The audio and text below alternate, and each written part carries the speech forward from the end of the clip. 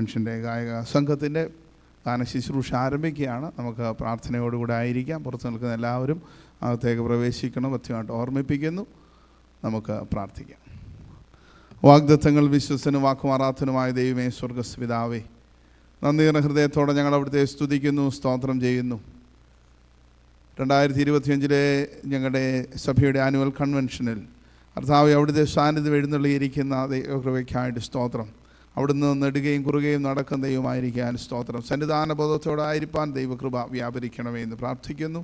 ഞങ്ങളുടെ ഗായക സംഘത്തിനായിട്ട് സ്തോത്രം. സ്വർഗീയ ദൂതഗണങ്ങളോട് ഒരുമിച്ച് അവിടുത്തെ പാടുവാൻ, ആരാധിക്കുവാൻ ദൈവകൃപ വ്യാപരിക്കണം. ഗാനങ്ങൾക്ക് നേതൃത്വം നൽകുന്ന ചാൻസലങ്ങളൊക്കെ ദൈവകരങ്ങളിൽ ഏൽപ്പിച്ച് പ്രാർത്ഥിക്കുന്നു. കർത്താവ് പാടുന്ന ഓരോരുത്തരെയും ദൈവകരങ്ങളിൽ ഏൽപ്പിച്ച് പ്രാർത്ഥിക്കുന്നു. സ്വതരത്തെ അതരത്തെ അവിടുന്ന് ശുദ്ധീകരിക്കണമേ എന്ന് പ്രാർത്ഥിക്കുന്നു. ഞങ്ങൾക്ക് വചനവുമായിട്ട് കടന്നു വന്നിരിക്കുന്ന ബഹുമാനപ്പെട്ട ജോർജ് അച്ഛനായിട്ട് സ്തോത്രം ചെയ്ത് പ്രാർത്ഥിക്കുന്നു. അവിടുത്തെ പരിശുദ്ധാത്മാവിൻ്റെ നിറവിൽ അവിടുന്ന് ബലപ്പെടുത്തണം. കടന്നു വന്ന ദൈവജനത്തെ പേരായിട്ട് ദൈവകരത്തിൽ ഏൽപ്പിച്ച് പ്രാർത്ഥിക്കുന്നു. കർത്താവെ, അവിടുത്തെ രക്തവളപ്പിൽ മുദ്രയിടണം. ആലയത്തെയും പരിസരത്തെ അവിടുന്ന് മുദ്രയിടണം. കടന്നു വരുവാൻ വളരെ കൂട്ടിവരുത്തണം. അനുകൂലമായ കാലാവസ്ഥ സാഹചര്യങ്ങൾ അവിടുന്ന് ഒരുക്കണം. കർത്താവെ, എല്ലാ ശുശ്രൂഷ അനുഗ്രഹമായി തീരുവാൻ ദൈവത്തിൻ്റെ കൃപ വ്യാപരിക്കണം. ആദ്യോടെന്താ അവിടുത്തെ സാന്നിധ്യം, അവിടുത്തെ കൃപ, അവിടുത്തെ അനുഗ്രഹം കൂടെയിരിക്കണം. സഭയെ, ചർച്ച് കമ്മിറ്റിയെ, ദൈവജനത്തെ ഒരിക്കൽ കൂടി ദൈവകരത്തിൽ ഏൽപ്പിച്ച് പ്രാർത്ഥിക്കുന്നു. കൃപയാൽ അനുഗ്രഹത്താൽ നിറയ്ക്കണം. സകല മഹത്വം അവിടുത്തേക്ക് യേശു മശിഹായുടെ ധന്യനാമത്തിൽ അപേക്ഷിക്കുന്നു. കൃപയോടെ കേൾക്കണമേ. ഇപ്പോൾ കൺവെൻഷൻ ഗായക സംഘം ഗാനങ്ങൾ ആലപിക്കുന്നതാണ്. നാഥ നീ അരികിൽ വരണം.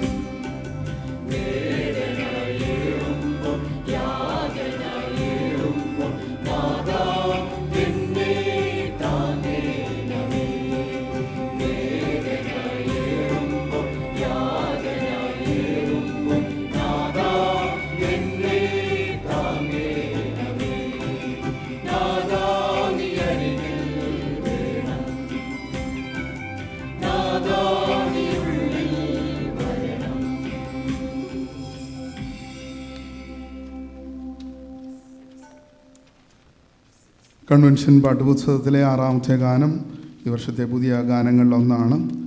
ജീവിതയാത്രയിൽ തളർന്നു പോകുമ്പോൾ കരയുന്ന ജീവിതാനുഭവങ്ങളിൽ പോകുവാനായിട്ടുള്ള ദൈവത്തിൻ്റെ സാന്നിധ്യത്തെ പറ്റി ഓർമ്മിപ്പിക്കുകയാണ്. അവൻ എൻ്റെ കോട്ടയാണ്, സങ്കേതമാണ്, ജീവൻ്റെ സംഗീതവും ആശയും പ്രത്യാശയുമായ ദൈവത്തിൽ ഞാൻ ദിനം തോറും ചാരുന്നു. കൺവെൻഷൻ ഗായക സംഘത്തോട് ചേർന്ന് നമുക്ക് ഒരുമിച്ച് പാടാം. കരയുമ്പോൾ പോകാൻ ഒരിടമുണ്ട്.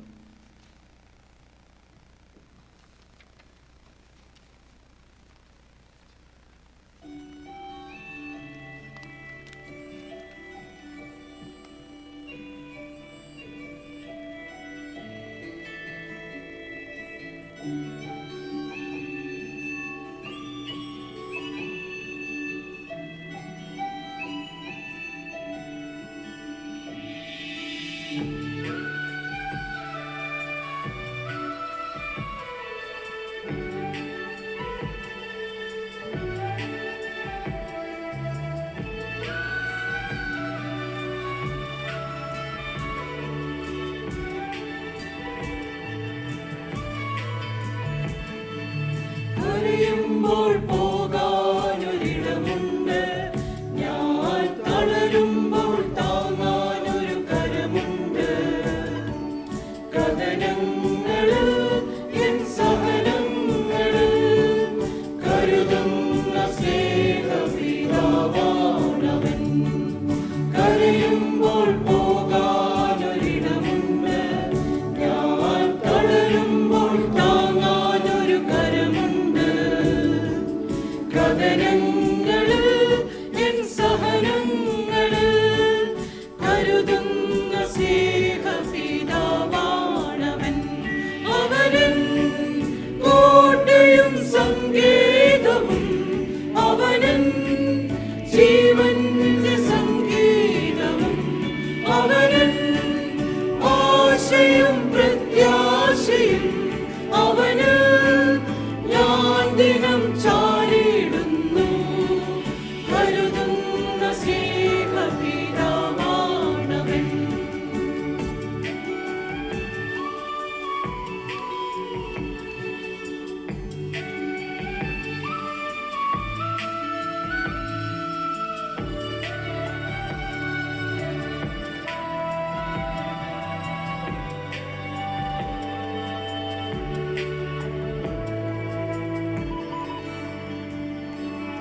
ഒരു നാളും എന്നെ പിരിയില്ല എന്നവൻ വാഗ്ദത്തം തന്നതിനാൽ. ഒരു നാളും എന്നെ പിരിയില്ല എന്നവൻ വാഗ്ദത്തം തന്നതിനാൽ. വളരേണ്ടതില്ല, ഞാൻ പതറേണ്ടതില്ല, കരുതുന്ന സ്നേഹപിതാവാണവൻ. വളരേണ്ടതില്ല, ഞാൻ പതറേണ്ടതില്ല, കരുതുന്ന സ്നേഹപിതാവാണവൻ. അവനൻ കോട്ടയും സങ്കേതവും, അവനൻ ജീവന്റെ സംഗീതവും, അവനൻ ആശയും പ്രത്യാശയും, അവന് ഞാൻ ദിനം ചാരിടുന്നു. കരുതുന്ന സ്നേഹപിതാവാണവൻ.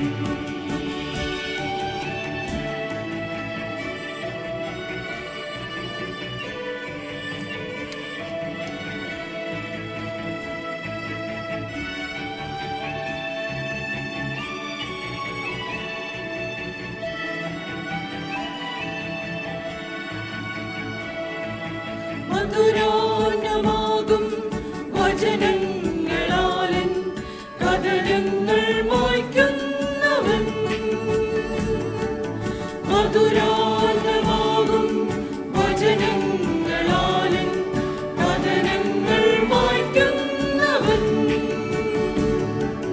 കുരിശോളമെന്നെ തൻ നെഞ്ചോട് ചേർക്കും. കരുതുന്ന സ്നേഹപിതാവാണവൻ. കുരിശോളമെന്നെ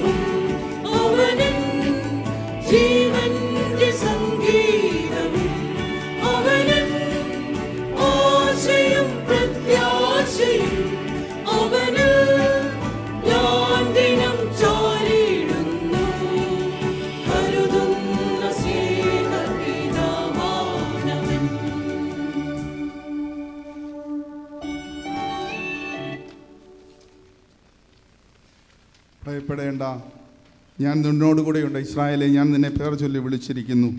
പെരുവെള്ളം കവിഞ്ഞൊഴുകിയാൽ അത് നിൻ്റെ മീതെ കവിയുകയില്ല. കണ്ണുനീരിൻ്റെ തുരുത്തുകൾ അത് നിറഞ്ഞൊഴുകാൻ ദൈവം അനുവദിക്കുകയില്ല. ഹൃദയം നുറുങ്ങിയവർക്ക് സമീപസ്ഥനായ ദൈവം, മനസ്സം തകർന്നവരെ രക്ഷിക്കും ദൈവം. കൺവെൻഷൻ ഗാനങ്ങളിലെ പുതിയ ഗാനം, ഒന്നാമത്തെ ഗാനം, സോങ് നമ്പർ 1, ഹൃദയം നുറുങ്ങിയവർക്ക് എന്നുമെന്നും സമീപസ്ഥനൻ ദൈവം. നമുക്ക് ഒരുമിച്ച് ചേർന്ന് പാടാം, പഠിക്കാം.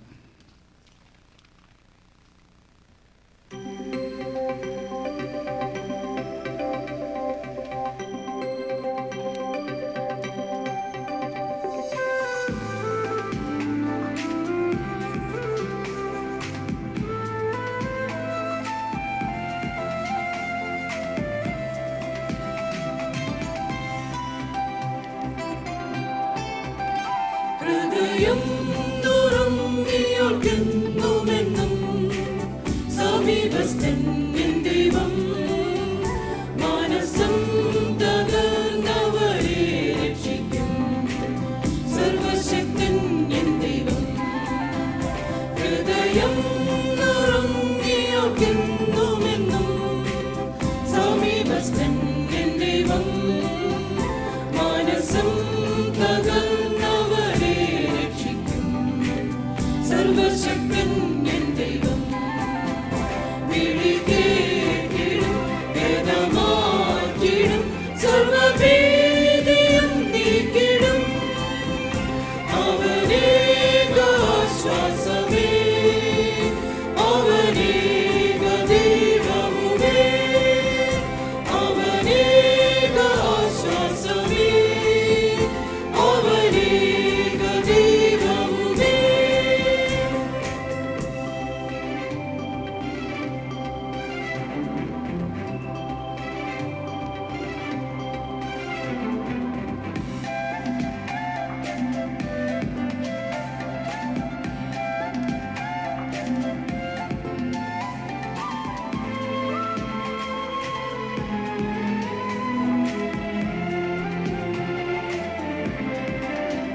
കണ്ണുനീരിൻ തുരുത്തികൾ അവൻ കരത്തിൽ, അത് നിറഞ്ഞൊഴുകാൻ അനുവദിക്കയില്ല. കണ്ണുനീരിൻ തുരുത്തികൾ അവൻ കരത്തിൽ, അത് നിറഞ്ഞൊഴുകാൻ അനുവദിക്കയില്ല. ഏറെ നൊമ്പരങ്ങൾ എന്നെ തളർത്തിയാലും അതിലുമൊരു നന്മ അവനൊരുക്കും. വിളിക്കേട്ടിടും വേദമാറ്റിടും സർവഭീതിയും നീക്കിടും. അവനേക ആശ്വാസമേ, അവനേക ദൈവവുമേ, അവനേക ആശ്വാസമേ, അവനേക ദൈവവുമേ.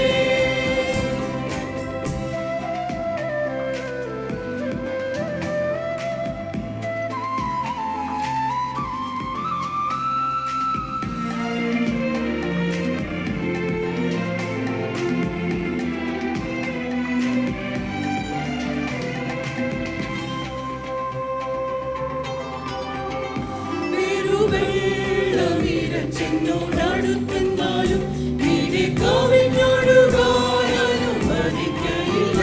പെരുവെള്ളമിരച്ചെന്നോടടുത്തെന്നാലും നീരെ കവിഞ്ഞൊഴുകാൻ അനുവദിക്കയില്ല. തീയിൽ കൂടി കടക്കേണ്ടി വന്നെന്നാലും അഗ്നിജ്വാലയോ നമ്മെ ദഹിപ്പിക്കില്ല. ഹൃദയം നുറുങ്ങിയോർക്കെന്നുമെന്നും സമീപസ്ഥൻ എൻ ദൈവം. മനസ്സം തകർന്നവരെ രക്ഷിക്കും സർവശക്തൻ എൻ ദൈവം. ഹൃദയം നുറുങ്ങിയോർക്കെന്നുമെന്നും സമീപസ്ഥൻ എൻ ദൈവം. മനസ്സം തകർന്നവരെ രക്ഷിക്കും സർവശക്തൻ എൻ ദൈവം. വിളിക്കേട്ടിടും വേദമാറ്റിടും സർവഭീതിയും നീക്കിടും. അവനേക ആശ്വാസമേ, അവനേക ദൈവവുമേ,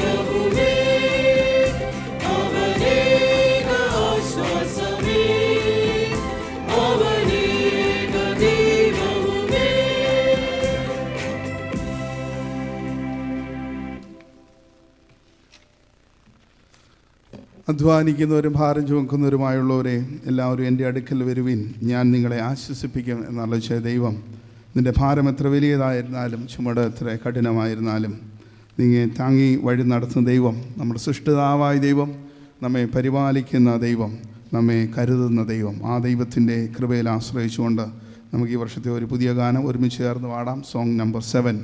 നിന്നെ കരുതാൻ, നിന്നെ നടത്താൻ, നിന്നെ പുലർത്താൻ ഒരുവനുണ്ട്.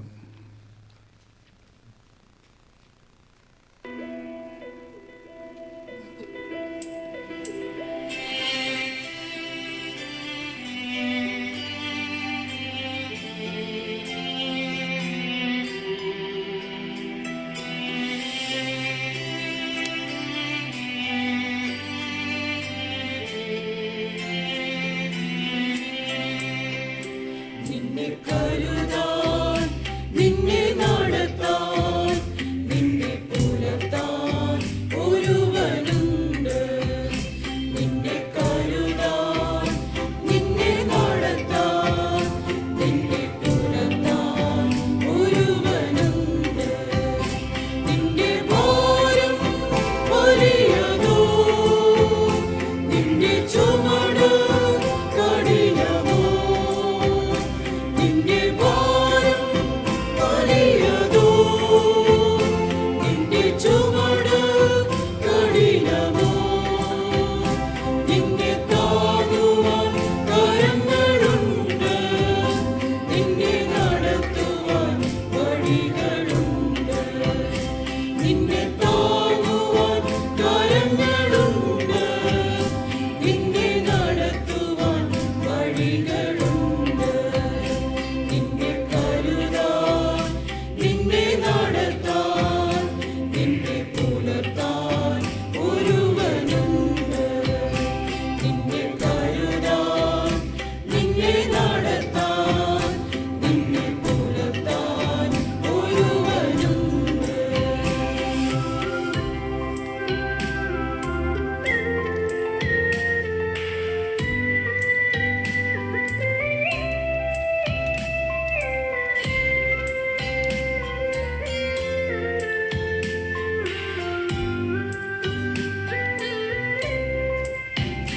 നിന്നെ കാൺ, നിന്നെ ഞാൻ അറിയുന്നു, നിന്നെ കാൺ, നിന്നെ ഞാൻ സ്നേഹിക്കുന്നു. നിന്നെ കാൺ, നിന്നെ ഞാൻ അറിയുന്നു, നിന്നെ കാൺ, നിന്നെ ഞാൻ സ്നേഹിക്കുന്നു. നിന്നെ പേർ ചൊല്ലി ഞാൻ വിളിക്കുന്നു, നിന്നെ പരിചയം ഞാൻ മറക്കുന്നു. നിന്നെ പേർ ചൊല്ലി ഞാൻ വിളിക്കുന്നു, നിന്നെ പരിചയം ഞാൻ മറക്കുന്നു. നിന്റെ ഭാരം വലിയതോ, നിന്റെ ചുമട് കഠിനമോ, നിന്റെ ഭാരം വലിയതോ, നിന്റെ ചുമട് കഠിനമോ, നിന്നെ താങ്ങുവാൻ കരങ്ങളുണ്ട്, നിന്നെ നടത്തുവാൻ വഴികളുണ്ട്. നിന്നെ താങ്ങുവാൻ കരങ്ങളുണ്ട്, നിന്നെ നടത്തുവാൻ വഴികളുണ്ട്. നിന്നെ കരുതാൻ, നിന്നെ നടത്താൻ, നിന്നെ പുലർത്താൻ ഒരുവനുണ്ട്. നിന്നെ കരുതാൻ, നിന്നെ നടത്താൻ, നിന്നെ പുലർത്താൻ ഒരുവനുണ്ട്.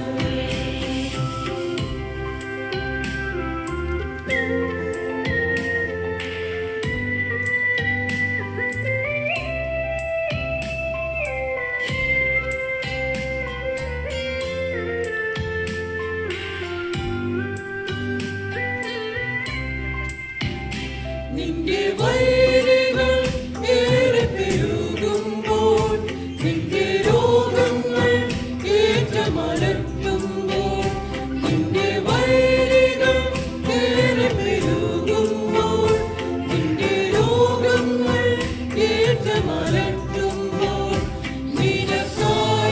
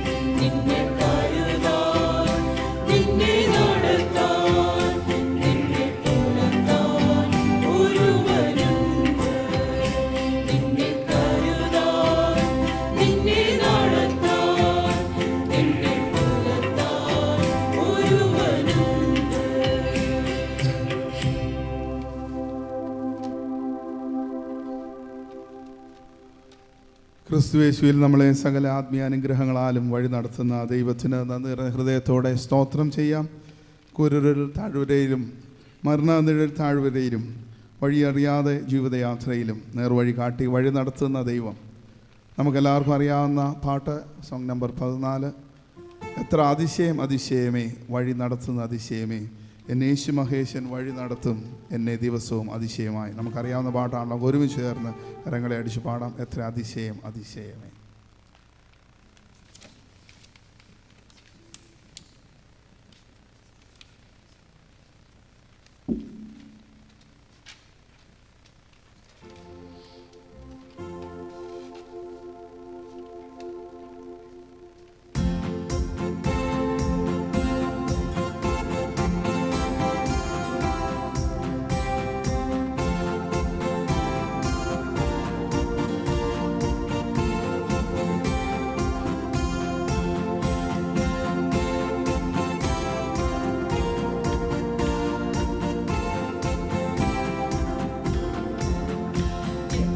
അതിശയം അതിശയമേ വഴി നടത്തുന്നത് അതിശയമേ, യേശു മഹേശൻ വഴി നടത്തും എന്നെ ദിവസവും അതിശയമാ. യേശു മഹേശൻ വഴി നടത്തും എന്നെ ദിവസവും അതിശയമാ.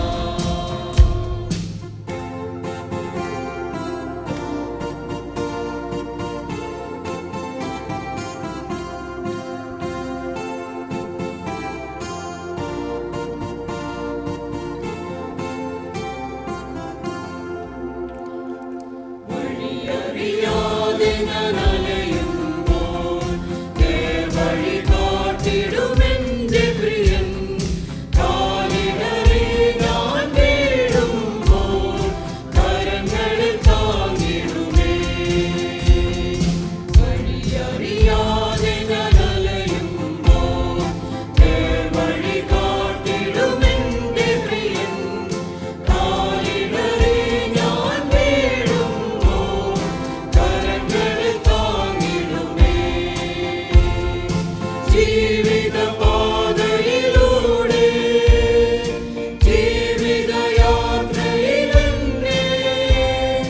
ജീവനും ശക്തിയുമേകി എന്നും നടത്തിടും അതിശയമാ. ജീവിതപാതയിലൂടെ ജീവിതയാത്രയിലെന്നെ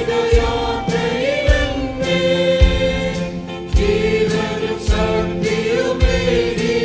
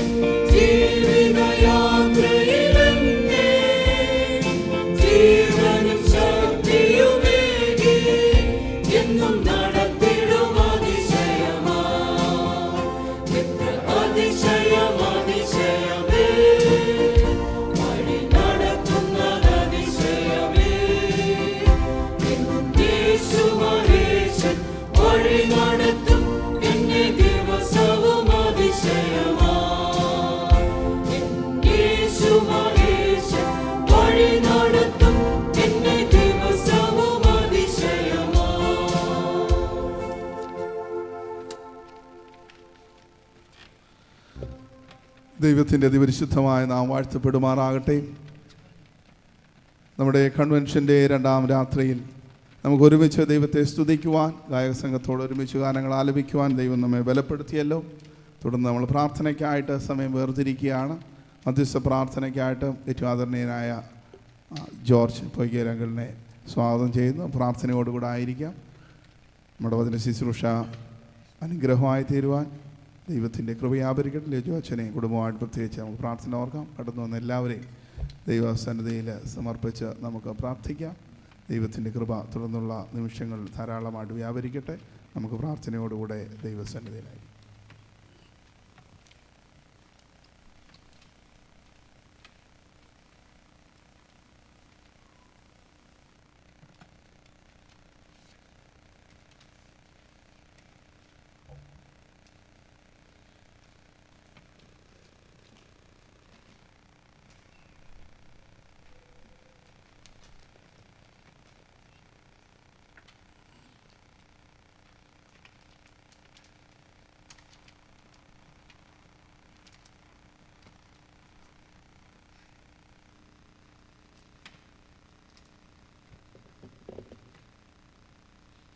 നമുക്ക് പ്രാർത്ഥനാ വിഷയങ്ങളിലേക്ക് ശ്രദ്ധ കേന്ദ്രീകരിക്കാം.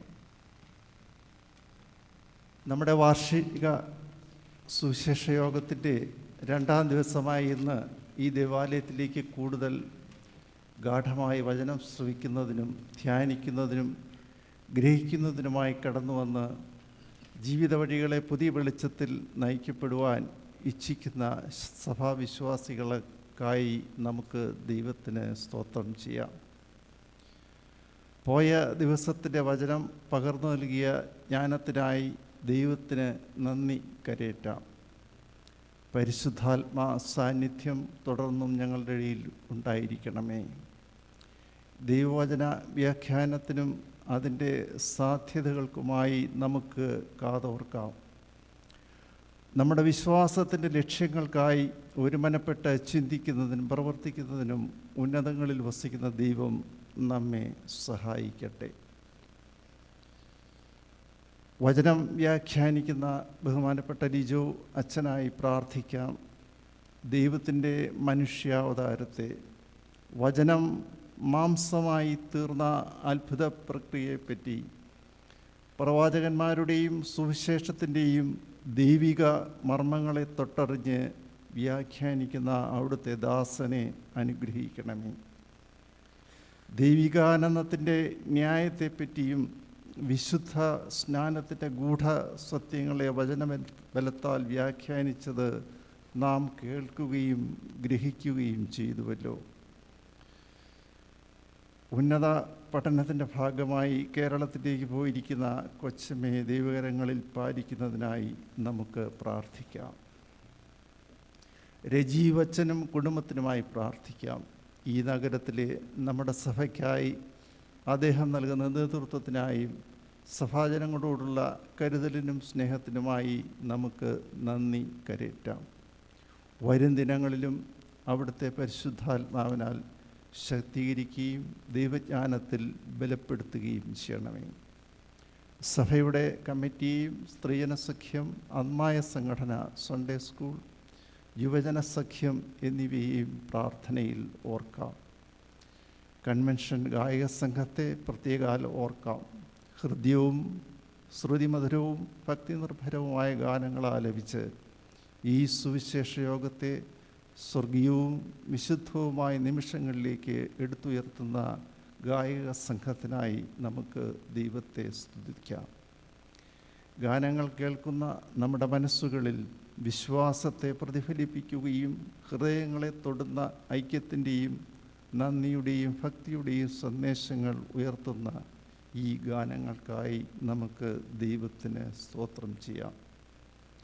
ഞങ്ങളുടെ സഭയെയും കുടുംബങ്ങളെയും ദൈവസ്നേഹത്താൽ കടാക്ഷിക്കപ്പെടുന്നതിനായി നമുക്ക് യാചിക്കാം. പ്രത്യക്ഷമായതും അല്ലാത്തതുമായ ആത്മീയ ശാപങ്ങളിൽ നിന്നും ജന്മപാപങ്ങളിൽ നിന്നും വിടുതൽ നൽകി ഞങ്ങളെ സംരക്ഷിപ്പാൻ നമുക്ക് പ്രാർത്ഥിക്കാം. പ്രിയപ്പെട്ടവരുടെ വേർപാടിനാൽ വേദനയിലായിരിക്കുന്ന ചെറിയാൻ വർഗീസിനെയും പോൾ ജേക്കബിനായും നമുക്ക് പ്രാർത്ഥിക്കാം. നമ്മുടെ നന്മകളാലും സ്നേഹം നിറഞ്ഞ വാക്കുകളാലും കരുണ നിറഞ്ഞ പ്രവൃത്തികളാലും നമുക്ക് ചുറ്റുമുള്ള സമൂഹം സമ്പുഷ്ടമാവാൻ അത്യുന്നതിൻ്റെ അനുഗ്രഹം നമുക്കുണ്ടാവട്ടെ എന്ന് നമുക്ക് പ്രാർത്ഥിക്കാം. ഈ ലോകത്തിൻ്റെ കപടതകളാലും ദോഷങ്ങളാലും ക്ഷയിപ്പാനും തുരുമ്പിക്കാനും നുരുമ്പിക്കാനുമുള്ളതല്ല നമ്മുടെ വിശ്വാസ ജീവിതമെന്ന് ദൃഢമായി പ്രഖ്യാപിക്കാൻ ഈ കൺവെൻഷനും വചനവ്യാഖ്യാനങ്ങളും നമ്മെ സഹായിപ്പാൻ ഇടവരട്ടെ എന്ന് നമുക്ക് പ്രാർത്ഥിക്കാം. നമ്മുടെ അപേക്ഷകൾക്കും യാചനകൾക്കും മധ്യസ്ഥനായി പുത്രനും പരിശുദ്ധാത്മാവും നിലകൊള്ളുന്നുണ്ടെന്നുള്ള ബോധത്തോടെ സ്വർഗത്തിൻ്റെ ഇച്ഛകൾക്കായി കാത്തുകൊണ്ട് പ്രാർത്ഥനയ്ക്കായി നമ്മുടെ തലകളെ വണക്കാം. ഓരോ പ്രാർത്ഥനയുടെയും പിന്നാലെ ദൈവേഷ്ടമുണ്ടായി ഞങ്ങളുടെ പ്രാർത്ഥന കേൾക്കണമേ എന്ന് പ്രതിവാക്യമായി പറയാം. ഈ കൺവെൻഷൻ്റെ വിജയത്തിനായും ഗ്രഹിച്ച വചനങ്ങൾ ഞങ്ങളുടെ ജീവിതത്തിൽ പ്രയോജനപ്പെടുന്നതിനായും നമുക്ക് ദൈവത്തോട് പ്രാർത്ഥിക്കാം. ദൈവേഷ്ടമുണ്ടായ പ്രാർത്ഥനകൾ കേൾക്കട്ടെ. നമ്മുടെ സഭയ്ക്കായും ഈ നഗരത്തിലെ സമാന സഭകൾക്കായും വിശ്വാസികൾക്കായും നമുക്ക് പ്രാർത്ഥിക്കാം. ദൈവേഷ്ടമുണ്ടായി ഞങ്ങളുടെ പ്രാർത്ഥന കേൾക്കണം. സഭയുടെ മേലധ്യക്ഷന്മാർക്കായും അധ്യക്ഷന്മാർക്കായും പട്ടക്കാർക്കായും അൽമായ നേതാക്കന്മാർക്കായും സ്ത്രീയനസഖ്യം സൺഡേ സ്കൂൾ എന്നിവയ്ക്കായും പ്രാർത്ഥിക്കാം. ദൈവേഷ്ടമുണ്ടായി ഞങ്ങളുടെ പ്രാർത്ഥന കേൾക്കണമേ. വചനം സംസാരിക്കുന്ന ലിജോ അച്ഛന് നമ്മുടെ ഇടവകപ്പെട്ടക്കാരനായും പ്രാർത്ഥിക്കാം. ദൈവേഷ്ടമുണ്ടായി ഞങ്ങളുടെ പ്രാർത്ഥന കേൾക്കണമേ. നമ്മുടെ ശുശ്രൂഷകളിൽ ഗാനങ്ങളാൽ സമ്പുഷ്ടമാക്കുന്ന ഗായക സംഘത്തിനായും അതിൻ്റെ പരിശീലനയും നമുക്ക് നന്ദിയോടെ ദൈവസന്നിധിയിൽ ഓർക്കാം. ദൈവേഷ്ടമുണ്ടായി നമ്മുടെ പ്രാർത്ഥന കേൾക്കണം. വേദനയിലും പ്രയാസത്തിലും ഇരിക്കുന്ന നമ്മുടെ സഭാജനങ്ങളെ കടാക്ഷിക്കണമേ. വിശേഷാൽ പ്രിയപ്പെട്ടവർ വേർപാടിന് ദുഃഖത്തിലായിരിക്കുന്നവരെയും അവിടുന്ന് കരുണയുണ്ടായി ആശ്വസിപ്പിക്കണമേ.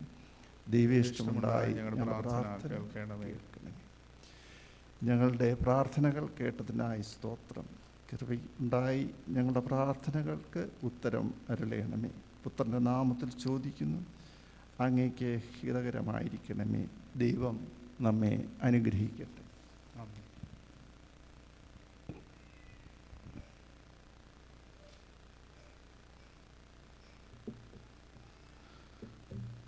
ദൈവസന്നിധിയിൽ നമുക്ക് ഒരുമിച്ച് ദൈവത്തെ സ്തുതിക്കുവാൻ മധ്യസ്ഥ അണയ്ക്കുവാൻ ദൈവം ഒരുക്കിയ ദൈവകൃപയ്ക്കായിട്ട് സ്തോത്രം ചെയ്യുന്നു. ജോർജ് പൊയ്കലങ്ങളിലൂടെ പ്രത്യേകമായ നന്ദി ദൈവനാമത്തിൽ അറിയിക്കുന്നു. ദൈവവചനാധ്യാനത്തിനായിട്ട് നമ്മെ തന്നെ ദൈവസന്നിധിയിൽ ഒരുക്കാം. കഴിഞ്ഞ രാത്രി ഞാൻ ഓർപ്പിച്ചതുപോലെ പ്രിയ ലിജോ ടി ജോർജനെ പ്രത്യേകിച്ച് നമുക്ക് പരിചയപ്പെടുത്തേണ്ട ആവശ്യമല്ല. കഴിഞ്ഞ രാത്രിയിൽ വളരെ ആത്മീയ സത്യങ്ങൾ ആഴത്തിൽ കേൾക്കുവാൻ പ്രിയ അച്ഛനിലൂടെ സാധിച്ചു എന്നുള്ളത് സന്തോഷകരമാണ്. CSI ക്രൈസ്റ്റ് ചർച്ച് പെൻസിൽവേനിയ ഫിലദൽഫിയയിൽ അച്ഛനെ ശുശ്രൂഷ ഈ നാളുകളിൽ നിർവഹിച്ചുകൊണ്ടിരിക്കുന്നു.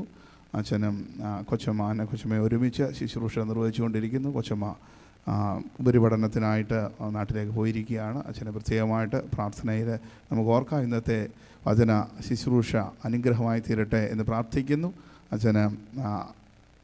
അച്ഛനാകുന്ന കാലഘട്ടത്തിന് മുൻപ് തന്നെ ആതുര ശുശ്രൂഷ രംഗത്ത് മെഡിക്കൽ ഫീൽഡിൽ പ്രത്യേകിച്ച് MSWന് ശേഷം കൗൺസിലിംഗ് രംഗത്തുമൊക്കെ പല സ്ഥാപനങ്ങളിലും വളരെ അനുഗ്രഹമായിട്ട് ശുശ്രൂഷ ചെയ്യുവാനിടയായി. മുക്കൂട്ടുതറയിലുള്ള ACC ഹോസ്പിറ്റലിലെ അതിൻ്റെ നേതൃത്വം വഹിക്കുവാൻ കൗൺസിലിംഗ് മേധാവിയായിട്ട് സൈക്കാട്രി വിഭാഗത്തിന് നേതൃത്വം കൊടുക്കുവാൻ ദൈവം എടുത്തുപയോഗിച്ചു. അങ്ങനെ പല സ്ഥാപനങ്ങളിലും ദൈവത്തിൻ്റെ കൃപയാൽ പ്രത്യേകിച്ച് മധ്യകേരള മഹായിടയുടെ സ്ഥാപനമായിരിക്കുന്ന കൗൺസിലിംഗ് സെൻറ്ററിലും സേവന നിലയത്തിലുമൊക്കെ വളരെ അനുഗ്രഹമായിട്ട് ശുശ്രൂഷ ചെയ്തുകൊണ്ടിരിക്കുകയായിരുന്നു. അച്ഛനെയും കുടുംബമായിട്ട് നമുക്ക് ദൈവത്തെ സ്തോത്രം ചെയ്യുന്നു. ദൈവത്തിന് കൃപ വ്യാപരിക്കട്ടെ. മെസ്സിയാനിക് ഇൻകാർണേഷൻ എന്നുള്ള വിഷയത്തെ ആധാരമാക്കി ഈ 3 ദിവസങ്ങളിൽ അച്ഛനിലൂടെ കേൾക്കുന്ന വചനങ്ങൾ നിശ്ചയമായിട്ട് നമുക്ക് അനുഗ്രഹമാകും എന്നുള്ളതിന് യാതൊരു സംശയമില്ല. കഴിഞ്ഞ രാത്രിയിൽ കേട്ട പ്രിയപ്പെട്ടവർക്ക് അത് നിശ്ചയമായിട്ടും അത് മനസ്സിലാക്കി കൂടുതൽ പേരൊന്ന് കടന്നു വന്നതിന് സ്തോത്രം ചെയ്യുന്നു. നിങ്ങളുടെ എല്ലാവരുടെയും പേരിൽ വളരെ സ്നേഹത്തോടുകൂടെ ഏറ്റവും ആദരണീയനായ ലിജോ അച്ഛനെ ഇന്നത്തെ കൺവെൻഷൻ വചന ശുശ്രൂഷയ്ക്കായിട്ട് സ്വാഗതം ചെയ്യുന്നു. ഇപ്പോൾ നമുക്ക് ഒരുമിച്ച് ചേർന്ന് പാട്ടുകൾ ആലപിക്കുന്ന സമയത്ത് അതിനുശേഷം ബഹുമാനപ്പെട്ട ലിജോ അച്ഛൻ ദൈവവചനത്തിൽ നിന്ന് നമ്മോട് സംസാരിക്കുന്നതായിരിക്കും. അത്ഭുതം യേശുവിൻ നാമം എന്നുള്ള ഗാനം നമുക്ക് ഒരുമിച്ച് ചേർന്ന് പാടാം. പാട്ട് പാടുന്ന സമയത്ത് എല്ലാവർക്കും എഴുന്നേറ്റ് നിന്ന് കരങ്ങളടിച്ച് നമുക്ക് പാടാം. മുന്നോട്ടൊക്കെ കയറിയിരിക്കാൻ സാധിക്കുമെങ്കിൽ നല്ല കാര്യമാണ്. അത്ഭുതം യേശുവിൻ നാമം, ആദ്യത്തെ 4 ചരണങ്ങൾ, അവസാനത്തെ ചരണം ഇപ്പോൾ കൺവെൻഷൻ ഗായക സംഘത്തോട് ചേർന്ന് നമുക്ക് പാടാം. അത്ഭുതം യേശുവിൻ നാമം.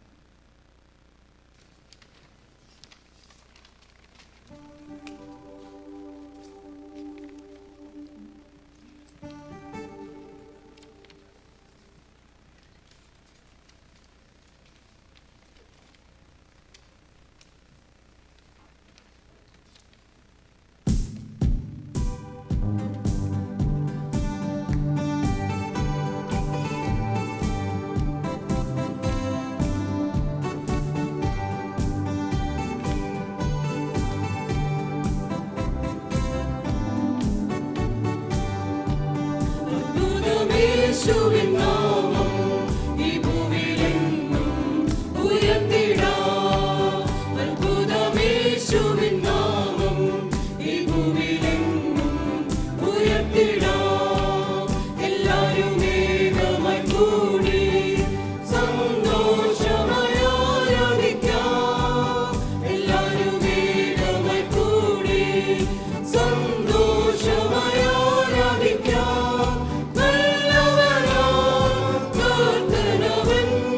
വല്ലഭനായി വെളിപ്പെടുമേ, വല്ലഭനാം കർത്തനവൻ, വല്ലഭനായി വെളിപ്പെടുമേ. അത്ഭുതം യേശുവിൻ നാമം ഈ ഭൂമിയിലെങ്ങും ഉയർത്തിടാം. അത്ഭുതം യേശുവിൻ നാമം ഈ ഭൂമിയിലെങ്ങും ഉയർത്തിടാം. നിത്യ പരിശുദ്ധാത്മശക്തിയാലും നിത്യ തൃക്കരത്താലും പരിശുദ്ധാത്മശക്തിയാലും തിരുവചനം അതിധൈര്യമായി ഉരച്ചിടുക സഹോദരരേ. തിരുവചനം അതിധൈര്യമായി ഉരച്ചിടുക സഹോദരരേ. അത്ഭുതം യേശുവിൻ നാമം ഈ ഭൂമിയിലെങ്ങും ഉയർത്തിടാം. അത്ഭുതം യേശുവിൻ നാമം ഈ ഭൂമിയിലെങ്ങും ഉയർത്തിടാം. മിന്നൽ പിണരുകൾ വീശും പിന്മാരിയെ ഊറ്റും അവൻ. മിന്നൽ പിണരുകൾ വീശും പിന്മാരിയെ ഊറ്റും അവൻ. ഉണരുകയായി ജനകോടികൾ പകരുമപ്പോൾ ദുശക്തികളും. ഉണരുകയായി ജനകോടികൾ പകരുമപ്പോൾ ദുശക്തികളും. അത്ഭുതം യേശുവിൻ നാമം ഈ ഭൂമിയിലെങ്ങും ഉയർത്തിടാം. അത്ഭുതം യേശുവിൻ നാമം ഈ ഭൂമിയിലെങ്ങും ഉയർത്തിടാം. വെള്ളിയും പൊന്നൊന്നുമെല്ലാം ക്രിസ്തേശുവിൻ നാമത്തിലാ. വെള്ളിയും പൊന്നൊന്നുമില്ല ക്രിസ്തേശുവിൻ നാമത്തിലാ. അത്ഭുതങ്ങൾ അടയാളങ്ങൾ നടന്നിടുമേ തൻ ഭുജബലത്താൽ. അത്ഭുതങ്ങൾ അടയാളങ്ങൾ നടന്നിടുമേ തൻ ഭുജബലത്താൽ. അത്ഭുതം യേശുവിൻ നാമം ഈ ഭൂമിയിലെങ്ങും ഉയർത്തിടാം.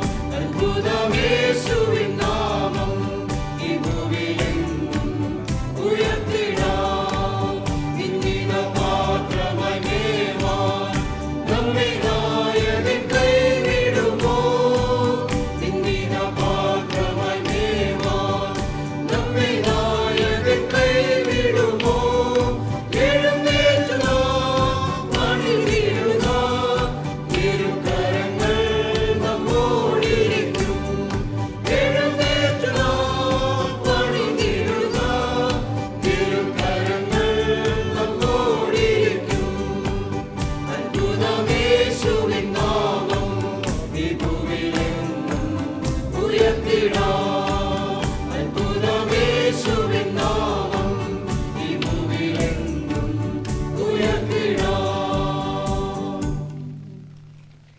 പ്രാർത്ഥിക്കാം. സ്നേഹവാനും പരിശുദ്ധനുമായ ഞങ്ങളുടെ നല്ല ദൈവമേ, ഈ അനുഗ്രഹിക്കപ്പെട്ട രാത്രിക്കായിട്ട് ഞങ്ങൾ അങ്ങേക്ക് നന്ദി കരേറ്റുന്നു. ഈ രാത്രിയിലും ഞങ്ങൾക്ക് ഒരുമിച്ചായിരിക്കാൻ കർത്താവ് സഹായിച്ചതിനായിട്ട് സ്തോത്രം ചെയ്യുന്നു. ഞങ്ങളുടെ ആനുവൽ കൺവെൻഷനെ ഞങ്ങൾ തിരുസന്നിധിയിലേക്ക് സമർപ്പിക്കുന്ന കർത്താവേ, വചനം കേൾക്കുവാനും പഠിക്കുവാനും ഒക്കെയും ഞങ്ങൾക്ക് ലഭിക്കുന്ന അവസരങ്ങൾ തക്കത്തിൽ ഉപയോഗിക്കാൻ പിതാവേ ഞങ്ങളെ അവിടുന്ന് സഹായിക്കണമെന്ന് പ്രാർത്ഥിക്കുന്നു. കടന്നു വന്നിരിക്കുന്ന ദൈവജനത്തെ തിരുക്കരങ്ങളിലേക്ക് സമർപ്പിച്ചുകൊണ്ട് പ്രാർത്ഥിക്കുന്നു. കർത്താവേ, വന്നതുപോലെയല്ല, നിറഞ്ഞ് മടങ്ങിപ്പോവാൻ നിൻ്റെ മക്കളെ സഹായിക്കണമേ എന്ന് പ്രാർത്ഥിക്കുന്നു. വചനം സംസാരിക്കുന്ന അടിയനെ കരങ്ങളിലേക്ക് സമർപ്പിക്കുന്നു. അങ്ങയുടെ ക്രൂശനാൽ മറച്ചുകൊള്ളുമാറാകണമേ എന്ന് പ്രാർത്ഥിക്കുന്നു. ദൈവവചനം പങ്കുവയ്പ്പാൻ അവിടുന്ന് ഇടയാക്കണമേ എന്ന് പ്രാർത്ഥിക്കുന്നു. ഈ സഭയെ ഓർക്കുന്നു, നേതൃത്വം നൽകുന്ന എല്ലാവരെയും ഞങ്ങൾ ഓർത്ത് പ്രാർത്ഥിക്കുന്നു. എല്ലാവരും ഒരുപോലെ അനുഗ്രഹിക്കണമെന്ന് യേശു മൂലം ഞങ്ങൾ അപേക്ഷിക്കുന്ന ദയവുണ്ടായി കേൾക്കുമാറാകണമേ. ആമേൻ. എല്ലാവർക്കും ഇരിക്കാം. ദൈവത്തിൻ്റെ അതിപരിശുദ്ധമായ നാമം വാഴ്ത്തപ്പെടുമാറാകട്ടെ. ഈ രണ്ടാമത്തെ ദിവസവും നമുക്കൊരുമിച്ചായിരിക്കാൻ ദൈവം സഹായിച്ചതോർത്ത് ദൈവത്തിന് നന്ദി കരേറ്റുന്നു. ഇന്ന് കൺവെൻഷൻ തുടങ്ങുന്നതിന് മുൻപേ പ്രതികൂല കാലാവസ്ഥ ഒക്കെയും ഉണ്ടായപ്പോൾ ഞങ്ങൾ പ്രതീക്ഷിച്ചു ഇന്ന് തീർത്തും ആളുകൾ കുറവായിരിക്കും, അധികം ആളുകളൊന്നും കാണില്ല എന്ന ഒരു ചിന്ത ഞങ്ങളുടെ മനസ്സിലുണ്ടായി. എന്നാൽ ദൈവത്തിൻ്റെ അത്ഭുതകരമായിട്ടുള്ള ഇടപെടൽ ഇത്രയും പേർക്ക് കടന്നു വരുവാനായിട്ട് ദൈവം ഇടയാക്കിയതോർത്ത് ദൈവത്തിന് സ്തോത്രം ചെയ്യുന്നു. ഇന്ന് നമ്മൾ കൺവെൻഷൻ്റെ രണ്ടാമത്തെ ദിവസത്തിലേക്ക് നമ്മൾ പ്രവേശിച്ചിരിക്കുകയാണ്. ഒന്നാമത്തെ ദിവസം ഇന്നലെ നമ്മൾ birth and baptism of the Christ, ക്രിസ്തുവിൻ്റെ ജനനത്തെക്കുറിച്ചും ബാപ്റ്റിസത്തെക്കുറിച്ചും നമ്മൾ ഇന്ന് ചിന്തിച്ചു. ഇന്ന് രണ്ടാമത്തെ ദിവസം നമ്മൾ സാൽവേഷനെക്കുറിച്ചാണ് നമ്മൾ ചിന്തിക്കുന്നത്. രക്ഷയെക്കുറിച്ച് ചിന്തിക്കുവാനായിട്ടാണ് നമ്മൾ ഇന്ന് ആഗ്രഹിക്കുന്നത്.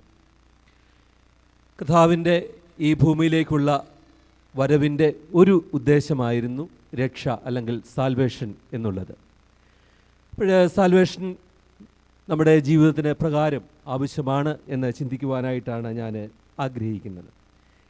നമ്മൾ പലപ്പോഴും കേട്ടിരിക്കുന്ന ഒരു വാക്കാണ് രക്ഷ. സാൽവേഷൻ അല്ലെങ്കിൽ രക്ഷ എന്നുള്ള വാക്ക് നമ്മൾ പലപ്പോഴും കേട്ടിട്ടുള്ള ഒരു കാര്യമാണ്.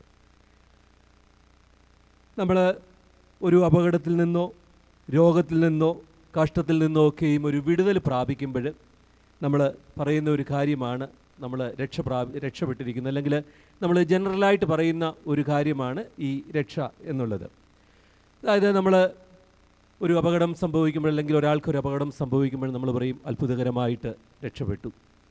അല്ലെങ്കിൽ ഒരു രോഗത്തിൽ നിന്ന് വിടുതൽ പ്രാപിക്കുമ്പോൾ നമ്മൾ പറയാറുണ്ട് അത്ഭുതകരമായിട്ട് രക്ഷപ്പെട്ടു. കോവിഡ് പിടിക്കാതിരുന്നപ്പോൾ നമ്മൾ പറഞ്ഞു ഭാഗ്യം, രക്ഷപ്പെട്ടു, കോവിഡ് പിടിച്ചില്ല എന്ന് ചില ആളുകളെങ്കിലും പറയുവാനായിട്ട് ഇടയായി തീർന്നിട്ടുണ്ട്. അപ്പോൾ രക്ഷ നമ്മൾ ആ രീതിയിൽ അതിനെ നമ്മൾ കാണാറുണ്ട്. അല്ലാതെ തന്നെ ക്രിസ്തീയ വിശ്വാസം അനുസരിച്ച് ഈ രക്ഷയെക്കുറിച്ച് നമ്മൾ ചിന്തിക്കുമ്പോൾ പാപത്തിൽ നിന്നുള്ള വിടുതലാണ് രക്ഷ എന്നുള്ളതാണ് നമ്മൾ മനസ്സിലാക്കുന്നത്. ഡെലിവറൻസ് ഫ്രം ദ സിൻ, പാപത്തിൽ നിന്നുള്ള വിടുതൽ. എങ്ങനെയാണ് പാപത്തിലേക്ക് വീണു പോയത് എന്ന് നമുക്കറിയാം. നമ്മൾ ഉൽപ്പത്തി പഠിക്കുമ്പോൾ നമ്മൾ കാണുന്ന കാര്യമാണ് എങ്ങനെയാണ് പാപത്തിലേക്ക് വീണു പോയത്. സാധാരണ നമ്മൾ പറയുന്ന കാര്യമാണ് ഏതാ? ആപ്പിൾ കഴിച്ചു. അതിൻ്റെ കാരണം എന്തായിരുന്നു? റീസൺ എന്ത്? കേട്ടില്ല. അനുസരണക്കേട്. ദൈവത്തെ പോലെ ആകുവാനായിട്ട് ശ്രമിച്ചു. നമുക്ക് പല ഉത്തരങ്ങളുണ്ട്. നമ്മൾ അവസാനം വരുമ്പോഴത്തേക്ക് നമുക്ക് അത് മനസ്സിലാക്കാം. അപ്പോൾ നമുക്കറിയാം ഏദനിലാണ് ആദ്യം പാപം ആരംഭിച്ചത് എന്ന് നമുക്കറിയാം. ദൈവം തൻ്റെ സ്വരൂപത്തിലും സാദൃശ്യത്തിലും മനുഷ്യനെ സൃഷ്ടിച്ച് ഭൂമിയിലേക്ക് അയച്ചു. വളരെ സന്തോഷം നൽകുന്ന ഒരു അനുഭവമായിരുന്നു ഏദനിലെ ജീവിതമെന്ന് പലപ്പോഴും ഞാൻ ചിന്തിക്കാറുണ്ട്. കാരണം എല്ലാ ദിവസവും വൈകുന്നേരം ദൈവം സ്വർഗത്തിൽ നിന്ന് ഇറങ്ങി വന്ന് ആ മനുഷ്യരോട് സംസാരിക്കും. നമ്മളോട് ഇപ്പം ദൈവം ഇറങ്ങി വന്ന് സംസാരിക്കുക എന്ന് പറഞ്ഞു കഴിയുമ്പോഴത്തേക്കിന് നമുക്കുണ്ടാകുന്ന സന്തോഷം എപ്രകാരമാണ് എന്ന് പറഞ്ഞതുപോലെ എല്ലാ ദിവസവും ദൈവവുമായിട്ടുള്ള ഒരു ബന്ധം കാത്തു സൂക്ഷിക്കുകയായിരുന്നു ഏദനിൽ ആദ്യം ചെയ്തിരുന്നത്. നമുക്കിപ്പോഴും അത് കാത്തു സൂക്ഷിക്കാം. നമ്മുടെ വൈകുന്നേരങ്ങളിലെ കുടുംബ പ്രാർത്ഥനയിലൂടെ നമുക്ക് ദൈവവുമായിട്ടുള്ള ഒരു ബന്ധം, നമ്മുടെ പ്രാർത്ഥനയുടെ മധ്യേ 2-3 പേർ എൻ്റെ നാമത്തിൽ എവിടെ കൂടിയാലും അവരുടെ മധ്യേ ഞാനുണ്ടാകുമെന്ന് കർത്താവ് വാഗ്ദത്തം ചെയ്തിട്ടുണ്ട്. അപ്പോൾ നമ്മുടെ കുടുംബ പ്രാർത്ഥനയുടെ മധ്യയിൽ ദൈവം തീർച്ചയായിട്ടും കടന്നു വരും. അപ്പം നമുക്കും ഏതെനിൽ മാത്രമല്ല, നമുക്കും ദൈവവുമായിട്ടുള്ള ബന്ധം സ്ഥാപിക്കുവാനായിട്ട് കഴിയും. അപ്പോൾ എല്ലാ ദിവസവും ദൈവവുമായിട്ടുള്ള ബന്ധത്തിൽ അവർ ജീവിച്ച് മുൻപോട്ട് പോവുകയായിരുന്നു. എന്നാൽ പാപം ചെയ്തു കഴിഞ്ഞപ്പോഴത്തേക്കിന് അവരുടെ ജീവിതത്തിൽ ചില പ്രശ്നങ്ങൾ ഉണ്ടായി. പാപത്തിൻ്റെ ഫലങ്ങളാണ് അവിടെ നമുക്ക് കാണുവാനായിട്ട് കഴിയുന്നത്. ഉൽപ്പത്തി പുസ്തകം 3-ാം അധ്യായം അതിൻ്റെ 8-ാമത്തെ വാക്യം ആർക്കെങ്കിലും ശബ്ദം ഉയർത്തി വായിക്കാമോ? ഉൽപ്പത്തി പുസ്തകം 3-ാം അധ്യായം 8-ാം വാക്യം.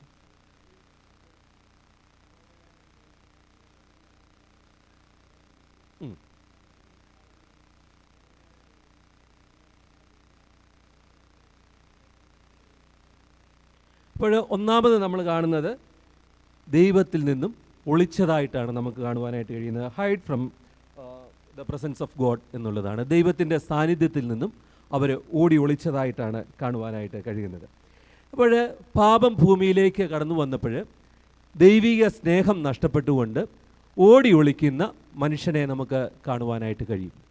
ഇന്നും നമ്മുടെ ജീവിതത്തിൽ സംഭവിക്കുന്ന ഒരു വലിയ കാര്യമാണ്, നമ്മൾ അറിഞ്ഞും അറിയാതെയും ഒക്കെയും പാപം ചെയ്ത് കഴിയുമ്പോഴത്തേക്കിന് ദൈവവുമായിട്ട് അകന്നു പോകുന്ന ഒരു സാഹചര്യം നമ്മളുടെ ജീവിതത്തിൽ ഉണ്ടാകാറുണ്ട്. പലപ്പോഴും ചില ആളുകളൊക്കെ പറയും, ഞാൻ എന്താ പള്ളി വരാഞ്ഞെന്ന് ചോദിച്ചു കഴിയുമ്പോൾ ഇന്നലത്തെ മൂടൊന്നും ശരിയല്ലായിരുന്നു, അതുകൊണ്ടാണ് പള്ളി വരാഞ്ഞ്, അല്ലെങ്കിൽ ഇന്നലെ വീട്ടിലത്ര സന്തോഷമുള്ള അനുഭവമല്ലായിരുന്നു, അതുകൊണ്ടാണ് പള്ളി വരാഞ്ഞ് എന്നൊക്കെയും പല ആളുകൾ പറയുന്നത് കേട്ടിട്ടുണ്ട്. അപ്പോൾ പാപം വന്നു കഴിയുമ്പോഴത്തേക്കിന് ദൈവവുമായിട്ടുള്ള ബന്ധം അവിടെ അവസാനിക്കുകയാണ്. നല്ലൊരു ലവിങ് റിലേഷൻഷിപ്പ് അവിടെ നഷ്ടപ്പെടുന്നതായിട്ടാണ് നമുക്ക് കാണുവാനായിട്ട് കഴിയുന്നത്. അപ്പോൾ നമ്മുടെ ജീവിതത്തിലും ഇന്ന് സംഭവിക്കുന്നതായിട്ടുള്ള കാര്യമെന്ന് പറയുന്നത് പാപത്തിലൂടെ നല്ലൊരു ബന്ധം, അത് നമ്മുടെ കുടുംബജീവിതത്തിലായിക്കോട്ടെ, നമ്മളുടെ സാമൂഹ്യ മേഖലകളിലായിക്കോട്ടെ, നമ്മളുടെ സഭാ മേഖലകളിലായിക്കോട്ടെ, നമ്മുടെ നല്ലൊരു ബന്ധം നഷ്ടപ്പെടുന്ന ഒരു അവസ്ഥ ജീവിതത്തിൽ ഉണ്ടാകുകയാണ്. അപ്പോൾ പാപത്തിൻ്റെ ഒന്നാമത്തെ ഫലമെന്ന് പറയുന്നത് നല്ലൊരു റിലേഷൻ നഷ്ടപ്പെടുന്നതായിട്ടാണ് നമുക്ക് കാണുവാനായിട്ട് കഴിയുന്നത്. രണ്ടാമതായിട്ട് നമ്മൾ കാണുന്ന കാര്യമെന്ന് പറയുന്നത് പെയിൻ അല്ലെങ്കിൽ കഷ്ടത ഭൂമിയിലേക്ക് വന്നു എന്നുള്ളതാണ്. ഉൽപ്പത്തി പുസ്തകം 3-ാം അധ്യായം അതിൻ്റെ 16-ാമത്തെ വാക്യം, 16-17 വാക്യങ്ങൾ.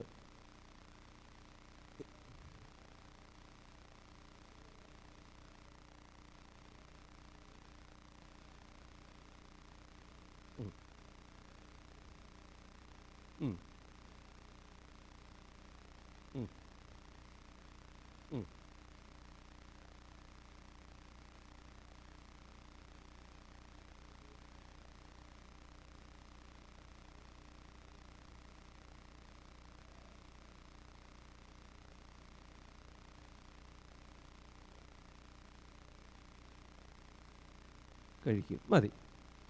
രണ്ട് കാര്യങ്ങൾ അവിടെ നമുക്ക് കാണുവാനായിട്ട് കഴിയും. സ്ത്രീയോട് പറയുന്നുണ്ട്, നിൻ്റെ വേദന വർദ്ധിപ്പിക്കും എന്നുള്ളത്, നീ വേദനയോടുകൂടി മക്കളെ പ്രസവിക്കും എന്നുള്ളത്. അതുപോലെ തന്നെ പുരുഷനോട് പറയുന്ന കാര്യമെന്ന് പറയുന്നത്, നീ കഷ്ടതയോടെ നിൻ്റെ ആയുഷ്കാലമൊക്കെയും ഉപജീവനം കഴിച്ച് ജീവിക്കണം എന്നുള്ളത് പറയുന്നുണ്ട്.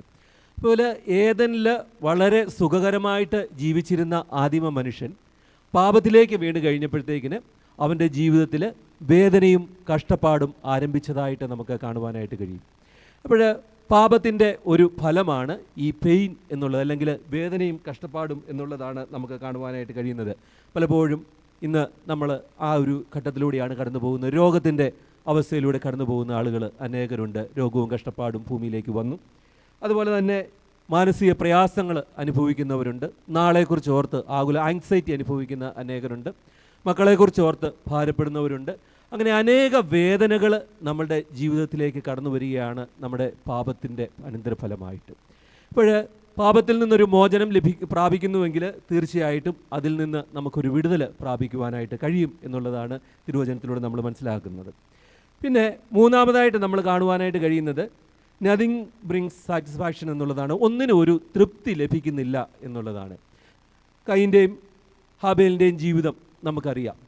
സ്വന്തം സഹോദരൻ്റെ അനുഗ്രഹം കണ്ടുകൊണ്ട് അവന് പ്രയാസം അനുഭവിക്കുന്നതായിട്ട് നമുക്ക് കാണുവാനായിട്ട് കഴിയും.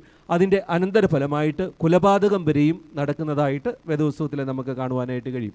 അപ്പോൾ സഹോദരൻ്റെ അനുഗ്രഹം കാണുവാനായിട്ട് മനസ്സില്ലാത്ത ഒരു ജീവിത സാഹചര്യം നമ്മളുടെ ജീവിതത്തിലുണ്ടാകുന്നു. സഹോദരൻ്റെ മാത്രമല്ല, മറ്റുള്ള പലരുടെയും അനുഗ്രഹം കാണുവാനായിട്ട് കഴിയാത്ത സാഹചര്യം നമ്മുടെ ജീവിതത്തിലൂടെ ഉണ്ടാകുകയാണ്. ഒന്നിനും ഒരു തൃപ്തി കൊണ്ടുവരുവാനായിട്ട് കഴിയാതെ പോകുന്നു പാപത്തിൻ്റെ ഫലമായിട്ട്. അതുപോലെ തന്നെ എബ്രായർക്ക് എഴുതിയ ലേഖനം 3-ാം അധ്യായം 13-ാമത്തെ വാക്യം. ആർക്കെങ്കിലും വായിക്കാമോ? എബ്രായർക്ക് എഴുതിയ ലേഖനം 3-ാം അധ്യായം 13-ാം വാക്യം.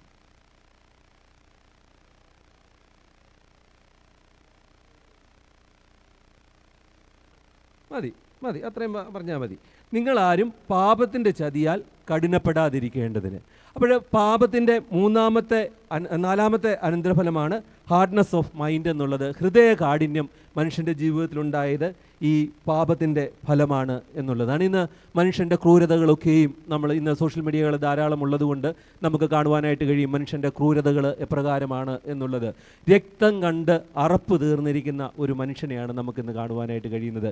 എത്രമാത്രം ഉപദ്രവിക്കാമോ അത്രമാത്രം ഉപദ്രവിക്കപ്പെടുന്ന ഒരു സമൂഹത്തിലാണ് നമ്മൾ ജീവിക്കുന്നത്. അത് ശാരീരികമായിട്ട് മാത്രമല്ല, ഇന്ന് അനേകർ അനുഭവിച്ചുകൊണ്ടിരിക്കുന്ന ഒരു പ്രയാസമാണ് സൈബർ ബുള്ളിങ് എന്നുള്ളത്, മാനസികമായിട്ട് പീഡിപ്പിച്ചുകൊണ്ടിരിക്കുക എന്നുള്ളത്. അപ്പോൾ മറ്റുള്ളവൻ്റെ വിഷമത്തിൽ സന്തോഷം കാണുന്ന ഒരു ജനവിഭാഗമായിട്ട് ഇന്ന് ജനം മാറിയിരിക്കുകയാണ്. അതും പാപത്തിൻ്റെ അനന്തരഫലം എന്നുള്ളതാണ് നമുക്ക് കാണുവാനായിട്ട് കഴിയുന്നത്. അപ്പോൾ നമ്മുടെ ജീവിതത്തിൽ ഉണ്ടാകുന്ന എല്ലാ പ്രയാസങ്ങൾക്കും കാരണം ഏദനിൽ ആരംഭിച്ച പാപത്തിൻ്റെ അനന്തരഫലമാണ് എന്നുള്ളതാണ് നമ്മൾ മനസ്സിലാക്കുന്നത്. അപ്പോൾ രക്ഷ എന്തിനാണ് എന്ന് ചോദിച്ചു കഴിഞ്ഞാൽ അത് പാപത്തിൽ നിന്നുള്ള മോചനത്തിനാണ് രക്ഷ എന്നുള്ളതാണ് നമ്മൾ പഠിച്ചിരിക്കുന്നത്. അപ്പോൾ എൻ്റെ ഉള്ളിൽ ചില ചോദ്യങ്ങളൊക്കെയും ഉണ്ടായി. ഞാൻ എൻ്റെ ചിന്തകളാണ് നിങ്ങളുമായിട്ട് പങ്കുവയ്ക്കുന്നത്. എൻ്റെ ഉള്ളിൽ ചില ചിന്തകളൊക്കെ ഉണ്ടായി. അപ്പോൾ പാപത്തിൽ നിന്ന് മോചനം പ്രാപിക്കണമെങ്കിൽ രക്ഷിക്കപ്പെടണം എന്നുള്ളതാണ് നമ്മൾ പഠിക്കുന്നത്. അപ്പോൾ ഞാൻ എന്തിന് രക്ഷിക്കപ്പെടണം? Why should I be saved? ഞാൻ എന്തിന് രക്ഷിക്കപ്പെടണം എന്നുള്ളതാണ് ഒന്നാമത് എന്നിലുണ്ടായ ചോദ്യം. അതുപോലെ തന്നെ എന്നെ രക്ഷിക്കുവാനായിട്ട് ആർക്ക് കഴിയും എന്നുള്ള രണ്ടാമത്തെ ചോദ്യം എനിക്കുണ്ടായി. ഹ്യൂ ക്യാൻ സേവ് മീ എന്നുള്ളത്. അപ്പം ആർക്ക് എന്നെ രക്ഷിക്കുവാനായിട്ട് കഴിയും എന്നുള്ളത്. അതുപോലെ തന്നെ രക്ഷിക്കപ്പെടുവാനായിട്ട് ഞാൻ എന്ത് ചെയ്യണം എന്നുള്ളത് മൂന്നാമത്തെ ഒരു ചോദ്യം എന്നിലുണ്ട്. 3 ചോദ്യങ്ങൾക്കുള്ള ഉത്തരം കണ്ടുകൊണ്ട് അവസാനിപ്പിക്കുവാനായിട്ടാണ് ഞാൻ ഇന്ന് ആഗ്രഹിക്കുന്നത്. 1, എന്തിന് ഞാൻ രക്ഷിക്കപ്പെടണം? 2, എന്നെ രക്ഷിക്കുവാനായിട്ട് ആർക്ക് കഴിയും? 3, രക്ഷ പ്രാപിക്കുവാനായിട്ട് ഞാൻ എന്ത് ചെയ്യണം? 1 തീമോഥെയോസ് 1:15. 1 തീമോഥെയോസ് 1:15.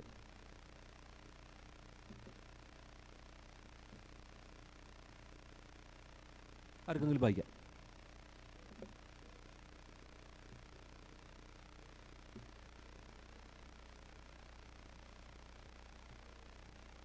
മതി. അപ്പോൾ അതിനുള്ള എല്ലാ ഉത്തരങ്ങളും ആ ഒരൊറ്റ വാക്യത്തിനകത്തുണ്ട്. അപ്പോസ്തലനായ വിശുദ്ധ പൗലോസ് തീമോഥെയോസിന് എഴുതിയ 1-ാം ലേഖനം 1-ാം അധ്യായം അതിൻ്റെ 15-ാമത്തെ വാക്യത്തിലാണ് അത് നമുക്ക് കാണുവാനായിട്ട് കഴിയുന്നത്. ഈ 3 ചോദ്യങ്ങൾക്കുള്ള ഉത്തരവും നമ്മൾ അവിടെ കാണുകയാണ്. അപ്പോൾ ഞാൻ ചിന്തിച്ച മറ്റൊരു കാര്യം എന്ന് പറയുന്നത്, രക്ഷിക്കപ്പെടുവാനും മാത്രം ഞാൻ അത്ര പാപിയാണോ? എന്നെ സംബന്ധിച്ച് ഞാൻ നോക്കുമ്പോൾ ഞാൻ വലിയ തെറ്റുകളൊന്നും ചെയ്യുന്നില്ല എന്നുള്ളൊരു ചിന്ത എനിക്കുണ്ട്. മറ്റുള്ളവർ നോക്കുമ്പോൾ ചിലപ്പം ധാരാളം തെറ്റുകൾ കാണുമായിരിക്കും. ഞാൻ എന്നെ തന്നെ നോക്കുമ്പോൾ ഞാൻ വലിയ തെറ്റുകളൊന്നും ചെയ്യുന്നില്ല. എന്നെ സംബന്ധിച്ച് ഞാനൊരു മദ്യപാനിയല്ല, ഞാൻ കുടുംബത്തിൽ കലഹങ്ങൾ ഉണ്ടാക്കുന്നില്ല, അല്ലെങ്കിൽ മറ്റ് അസന്മാർഗിക ജീവിതത്തിലൊന്നും പോകുന്നില്ല. അപ്പോൾ അങ്ങനെ വരുമ്പോഴും ഞാനൊരു പാപിയാണോ എന്നുള്ള ഒരു ചിന്ത എന്നിൽ ഉണ്ടായി. അങ്ങനെ ഇരിക്കുമ്പോഴാണ് അപ്പോസ്തല പ്രവൃത്തികളുടെ പുസ്തകം 10-ാം അധ്യായത്തിൽ വായിക്കുവാനായിട്ട് ഇടയായിത്തീർന്നു. അപ്പോസ്തല പ്രവൃത്തികളുടെ പുസ്തകം 10-ാം അധ്യായം. അവിടെ നമുക്ക് ഒരു മനുഷ്യനെ കാണുവാനായിട്ട് കഴിയും. അവിടെ കൊർന്നല്യോസ് എന്നു പേരുള്ള ഒരു ശതാധിപൻ. ഈ സംഭവം നമുക്ക് വളരെ സുപരിചിതമാണ്. കൊർന്നല്യോസിൻ്റെ ചരിത്രം നമുക്കറിയാം. കൊർന്നല്യോസ് ഒരു ശതാധിപൻ, ഒരു പട്ടാളക്കാരനായിരുന്നു, അല്ലെങ്കിൽ ഒരു മിലിറ്ററി ഓഫീസർ ആയിരുന്നു എന്ന് നമുക്കറിയാം. കൊർന്നല്യോസിനെ സംബന്ധിച്ച് കൊർന്നല്യോസ് ഒരു ദിവസം പ്രാർത്ഥിച്ചുകൊണ്ടിരിക്കുമ്പോൾ കൊർന്നല്യോസിന് ഒരു ദർശനമുണ്ടാകുന്നു. ആ ദർശനത്തിൽ കൊർന്നല്യോസിനോട് ഒരു ദൈവദൂതൻ സംസാരിക്കുന്നു. പത്രോസിനെ വിളിച്ചുകൊണ്ട് പ്രസംഗിപ്പിക്കണം എന്നുള്ളത് കൊർന്നല്യോസിന് ഒരു ദർശനം കിട്ടുന്നു. അങ്ങനെ പത്രോസിനെ അന്വേഷിച്ച് അവർ പോകുന്നു. പത്രോസ് അവിടെ കടന്നു വരുന്നു. കൊർന്നല്യോസ് രക്ഷിക്കപ്പെടുന്നു. അതാണ് സംഭവം എന്നുള്ളത് നമുക്കറിയാം. അപ്പോൾ ഈ കൊർന്നല്യോസിൻ്റെ സവിശേഷതകൾ 2-ാം വാക്യത്തിൽ നമുക്ക് കാണുവാനായിട്ട് കഴിയും. അപ്പോസ്തല പ്രവൃത്തികളുടെ പുസ്തകം 10-ാം അധ്യായം 2-ാം വാക്യം.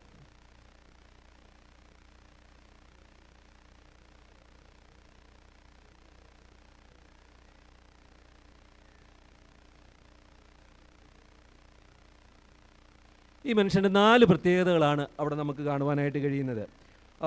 എ ഡിവോട്ടഡ് മാൻ, ഭക്തനായിരുന്നു. അതുപോലെ തന്നെ ഹു ഫിയർ ഗോഡ്, ദൈവത്തെ ഭയപ്പെടുന്നവനായിരുന്നു.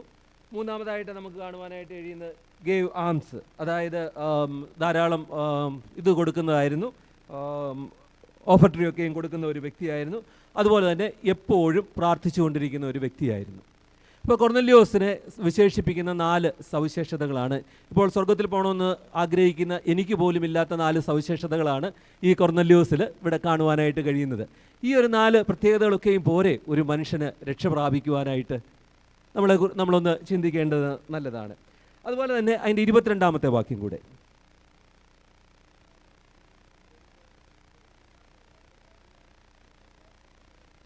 മതി, അത്രയും മതി. അവിടെ നമുക്ക് കൊർന്നല്യോസിൻ്റെ സവിശേഷത കാണാം. അതിനകത്ത് ഒന്ന് റിപ്പീറ്റ് ചെയ്ത് വരുന്നുണ്ട്, ദൈവഭക്തൻ എന്നുള്ളത്, ഡിവോട്ട് മാൻ എന്നുള്ളത് റിപ്പീറ്റ് ചെയ്ത് വരുന്നുണ്ട്. പിന്നെ നമ്മൾ മാറ്റി കഴിഞ്ഞ് കഴിഞ്ഞാൽ റൈറ്റേഴ്സ്, നീതിമാൻ, അതുപോലെ തന്നെ സാക്ഷ്യമുള്ളവന്, വിറ്റ്നസ്. അപ്പോൾ കൊർന്നല്യോസിൻ്റെ സവിശേഷതകൾ നമുക്ക് അവിടെ കാണുവാനായിട്ട് കഴിയും. 6 സവിശേഷതകൾ കൊർന്നല്യോസിന് അവിടെ കാണുവാനായിട്ട് കഴിയും. ഒരു മനുഷ്യന് ഏറ്റവും നല്ലവൻ എന്ന് പറയുവാനായിട്ട് ഇതിനപ്പുറമായിട്ടുള്ള ഒരു സവിശേഷത ആവശ്യമാണ്. ഏറ്റവും നല്ല സവിശേഷതയുള്ള ഒരു മനുഷ്യനായിട്ടാണ് കൊർന്നല്യോസിനെ ഇവിടെ നമുക്ക് കാണുവാനായിട്ട് കഴിയുന്നത്. ഇത്രയുമുള്ള ക്വാളിറ്റികൾ നമ്മളുടെ ജീവിതത്തിലുണ്ടോ എന്ന് നമ്മളൊന്ന് ചിന്തിക്കുന്നത് വളരെ നല്ലതായിരിക്കും.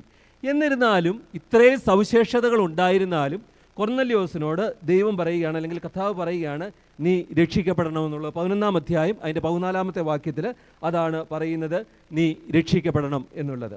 അപ്പോൾ ഇത്രയും ജീവിത അനുഭവങ്ങൾ അല്ലെങ്കിൽ ഇത്രയും ക്വാളിറ്റി ഉള്ള ഒരു മനുഷ്യനായിരുന്നു കൊർന്നല്യോസ് എങ്കിലും കൊർന്നല്യോസിനോട് ദൈവം ആവശ്യപ്പെടുകയാണ്, നീ രക്ഷിക്കപ്പെടണം എന്നുള്ളത്.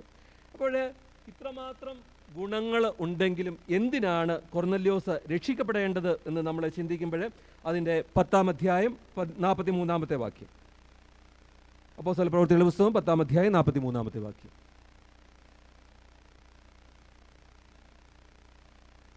മതി. പാപമോചനം ലഭിക്കുന്നതിന് വേണ്ടിയിട്ടാണ് കൊർന്നല്യോസിനോട് ദൈവം രക്ഷിക്കപ്പെടണം എന്ന് ആവശ്യപ്പെട്ടിരിക്കുന്നത്. അപ്പോൾ നമുക്കറിയാം, രോഗമുള്ളവർക്ക് രോഗസൗഖ്യം വേണം. അപ്പോൾ പാപിക്ക് പാപമോചനം വേണം. അപ്പോൾ കൊർന്നല്യോസിന് ഇത്രയൊക്കെ സവിശേഷതകൾ ഉണ്ട് എങ്കിലും കൊർന്നല്യോസ് ഒരു പാപിയായിരുന്നു എന്നുള്ളതാണ് നമുക്ക് അവിടെ കാണുവാനായിട്ട് കഴിയുന്നത്. അപ്പോൾ പാപമോചനം പ്രാപിക്കുവാനായിട്ടാണ് കൊർന്നല്യോസിനോട് കർത്താവ് രക്ഷിക്കപ്പെടുവാനായിട്ട് ആവശ്യപ്പെട്ടിരിക്കുന്നത്. 51-ാം സങ്കീർത്തനം നമുക്കറിയാം, പാപത്തിൽ എൻ്റെ അമ്മ എന്നെ ഗർഭം ധരിച്ചു, അന്തർഭാഗത്തിലെ സത്യമല്ലോ നീ ഇച്ഛിക്കുന്നത്. നമ്മുടെ ജന്മപാപം അതൊരു വേറൊരു വിഷയമാണ്, അതിനെക്കുറിച്ച് ഞാൻ പറയുവാനായിട്ട് ആഗ്രഹിക്കുന്നില്ല. അപ്പോൾ പാപത്തിൽ എൻ്റെ അമ്മ എന്നെ ഗർഭം ധരിച്ചു. ജന്മം മുതൽ നമ്മൾ പാപത്തിലാണ് ജനിച്ച് വീഴുന്നത് എന്നുള്ളതാണ് നമ്മൾ മനസ്സിലാക്കേണ്ടുന്നത്. നമുക്കറിയാം, കുഞ്ഞുങ്ങളെ നമുക്കറിയാം എങ്ങനെയാണ് ജന്മപാപം ഉണ്ടാകുന്നത് നമ്മൾ ചിന്തിച്ചു കഴിഞ്ഞാൽ, കൊച്ചു കുഞ്ഞുങ്ങളെ നമുക്കറിയാം. കുഞ്ഞുങ്ങൾ സംസാരിക്കാൻ പോലും പ്രായമാകാത്ത കുഞ്ഞുങ്ങൾ അവർക്കിഷ്ടമില്ലാത്ത ഒരു കാര്യം ചെയ്തു കഴിഞ്ഞാൽ അവർ കൈയെടുത്ത് അടിക്കുവാനായിട്ട് തുടങ്ങും. നമ്മൾ കണ്ടിട്ടുണ്ട്. ആരെങ്കിലും അവരോട് പഠിപ്പിച്ചിട്ടാണോ നീ ഉപദ്രവിക്കണമെന്നുള്ളത് അവരെ ആരും പഠിപ്പിച്ചിട്ടില്ല. അപ്പോൾ ജന്മം കൊണ്ട് തന്നെ നമ്മുടെ ജീവിതത്തിലെ ചില ക്യാരക്ടറുകൾ ഉണ്ട് എന്നുള്ളതാണ് നമ്മൾ മനസ്സിലാക്കേണ്ടുന്ന ഒരു കാര്യം.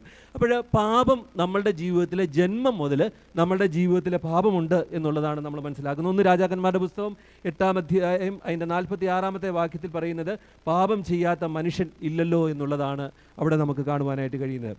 നമുക്കറിയാം, മഹാത്മാഗാന്ധിയെ നമുക്കെല്ലാവർക്കും വളരെ സുപരിചിതമാണ്. മഹാത്മാവ് എന്ന് വിളിക്കപ്പെടുന്ന ഒരു വ്യക്തിയാണ്. ഇത് story of my experiment with truth എന്നുള്ളത്, എൻ്റെ സത്യാന്വേഷണ പരീക്ഷണങ്ങൾ എന്നുള്ള ഗാന്ധിജിയുടെ ഒരു പുസ്തകത്തിൽ ഗാന്ധിജി പറഞ്ഞിരിക്കുന്ന ഒരു കാര്യമാണ്, ഹിമാലയ സമമായിട്ടുള്ള പാപങ്ങൾ എൻ്റെ ജീവിതത്തിലുണ്ട് എന്ന് ഗാന്ധിജി ആ പുസ്തകത്തിൽ രേഖപ്പെടുത്തിയിരിക്കുന്നതായിട്ട് നമുക്ക് കാണുവാനായിട്ട് കഴിയും. അപ്പോൾ മഹാത്മാഗാന്ധിയെക്കുറിച്ച് നമുക്ക് നല്ല അഭിപ്രായമുള്ള ആളാണ്. ട്രെയിനിൽ യാത്ര ചെയ്തപ്പോൾ ഒരു വിദേശിയായിട്ടുള്ള മനുഷ്യൻ അദ്ദേഹത്തെ ചവിട്ടിയപ്പോൾ അദ്ദേഹം ചോദിച്ച ഒരു ചോദ്യമാണ്, നിങ്ങളുടെ ഷൂവിന് എന്തെങ്കിലും പറ്റിയോ എന്ന് അദ്ദേഹം ചോദിച്ചു. അത്ര സിമ്പിളായിട്ടുള്ള ഒരു മനുഷ്യനാണ്. ക്രിസ്തുവിൻ്റെ ഒത്തിരി സ്വഭാവങ്ങൾ കാണുന്ന ഒരു വ്യക്തിയായിരുന്നു മഹാത്മാഗാന്ധി. എന്നാൽ മഹാത്മാഗാന്ധി പറയുന്ന ഒരു കാര്യം എന്ന് പറയുന്നത്, ഹിമാലയ സമമായിട്ടുള്ള പാപങ്ങൾ എൻ്റെ ജീവിതത്തിൽ ഉണ്ട് എന്നുള്ളത്. അപ്പോൾ ഓരോരുത്തരുടെയും ജീവിതത്തിൽ നമ്മൾ മറ്റുള്ളവരെ കാണുമ്പോൾ അല്ലെങ്കിൽ നമ്മൾ നമ്മളെ തന്നെ വിലയിരുത്തുമ്പോൾ നമ്മൾക്ക് ധാരാളം കുറവുകളില്ല എന്ന് നമ്മൾ ചിന്തിച്ചാലും ധാരാളം പാപങ്ങൾ നമ്മുടെ ജീവിതത്തിൽ ഉണ്ടാകുന്നു എന്നുള്ളതാണ് നമ്മൾ മനസ്സിലാക്കുന്നതായിട്ടുള്ള ഒരു കാര്യം. അപ്പോൾ എന്തിന് ഞാൻ രക്ഷിക്കപ്പെടണം എന്നുള്ള ഒരു ചോദ്യം നമ്മൾ ചോദിക്കുമ്പോൾ, ഞാൻ പാപിയായിരുന്നതുകൊണ്ട് ഞാൻ രക്ഷിക്കപ്പെടണം, ഐ ആം എ സിന്നർ എന്നുള്ളതാണ് അതിന് ആൻസർ. ഈ പൗലോസ് പറയുന്നുണ്ട്, ആ പാപികളിൽ ഞാൻ ഒന്നാമൻ എന്നുള്ളതാണ് പൗലോസ് പഠിപ്പിക്കുന്നതായിട്ടുള്ള കാര്യം. അപ്പോൾ എന്തിന് രക്ഷിക്കപ്പെടണം എന്ന് നമ്മൾ ചോദിച്ചു കഴിഞ്ഞാൽ, ഐ ആം എ സിന്നർ, ഞാനൊരു പാപി ആയതുകൊണ്ട് ഞാൻ രക്ഷിക്കപ്പെടണം എന്നുള്ളതാണ് അവിടെ കാണുവാനായിട്ട് കഴിയുന്നത്. രണ്ടാമതായിട്ട്, ആർക്ക് രക്ഷിക്കുവാനായിട്ട് കഴിയും എന്നുള്ളതാണ്. ഞാൻ അച്ഛൻ പറഞ്ഞിരുന്നു ഞാൻ ഇതിനു മുൻപേ സേവന നിലയത്തിലായിരുന്നു പ്രവർത്തിച്ചുകൊണ്ടിരുന്നത് എന്നുള്ളത്. സേവന നിലയം എന്ന് പറയുന്നത് ഈ കോട്ടയം മെഡിക്കൽ കോളേജിനടുത്തുള്ള ഒരു റീഹാബിറ്റേഷൻ സെൻ്ററാണ്. പേഷ്യൻസ് താമസിക്കുന്നില്ല എന്നത് പറഞ്ഞിരുന്നു. അപ്പോൾ അവിടുത്തെ ഒരു പ്രൊജക്റ്റാണ് രാവിലെ ഈ രോഗികൾക്ക് സൗജന്യമായിട്ട് ഭക്ഷണം കൊടുക്കുക. നമ്മുടെ സേവന നിലയത്തിൽ രോഗികൾ കടന്നു വരും, അവർ ഭക്ഷണം വാങ്ങിച്ചുകൊണ്ട് മെഡിക്കൽ കോളേജിലേക്ക് പോകും. പേഷ്യൻസിനും അവരുടെ ബൈസ്റ്റാൻഡേഴ്സിനും ഒക്കെയുള്ള എത്ര പേര് വന്നാലും നമ്മൾ ഫുഡ് അവിടെ പ്രൊവൈഡ് ചെയ്യുമായിരുന്നു. അപ്പോൾ ഈ കോവിഡ് കഴിഞ്ഞപ്പോഴത്തേക്കിന് ആളുകളുടെ എണ്ണം കുറഞ്ഞു. കാരണം ഈ സ്ഥാപനത്തേക്ക് കോവിഡിൻ്റെ സമയത്ത് അങ്ങോട്ടും ഇങ്ങോട്ടും വിസിറ്റ് ഒന്നും ഇല്ലാഞ്ഞുകൊണ്ട് ഈ സ്ഥാപനത്തെക്കുറിച്ച് ആർക്കും അറിയത്തില്ലായിരുന്നു. അങ്ങനെ ആ സ്ഥാപനത്തെ ഇൻട്രൊഡ്യൂസ് ചെയ്യുവാനായിട്ട് മെഡിക്കൽ കോളേജിൽ വിസിറ്റ് നടത്തുവാനായിട്ട് ചാപ്ലിൻ എന്ന നിലയ്ക്ക് ഞാൻ അവിടെ പോകാനായിട്ട് തുടങ്ങി. അപ്പം ഞങ്ങളുടെ കയ്യിൽ ചെറിയൊരു ഒരു പാംലെറ്റ് ഉണ്ടായിരുന്നു. അത് ഉദ്ദേശിക്കുന്നത് ഈ നമ്മുടെ എന്തൊക്കെ പദ്ധതികളാണ് അവിടെയുള്ള, എന്തെല്ലാം പ്രൊജക്റ്റുകളാണ് സേവന നിലയം ചെയ്യുന്നതെന്നുള്ളത്.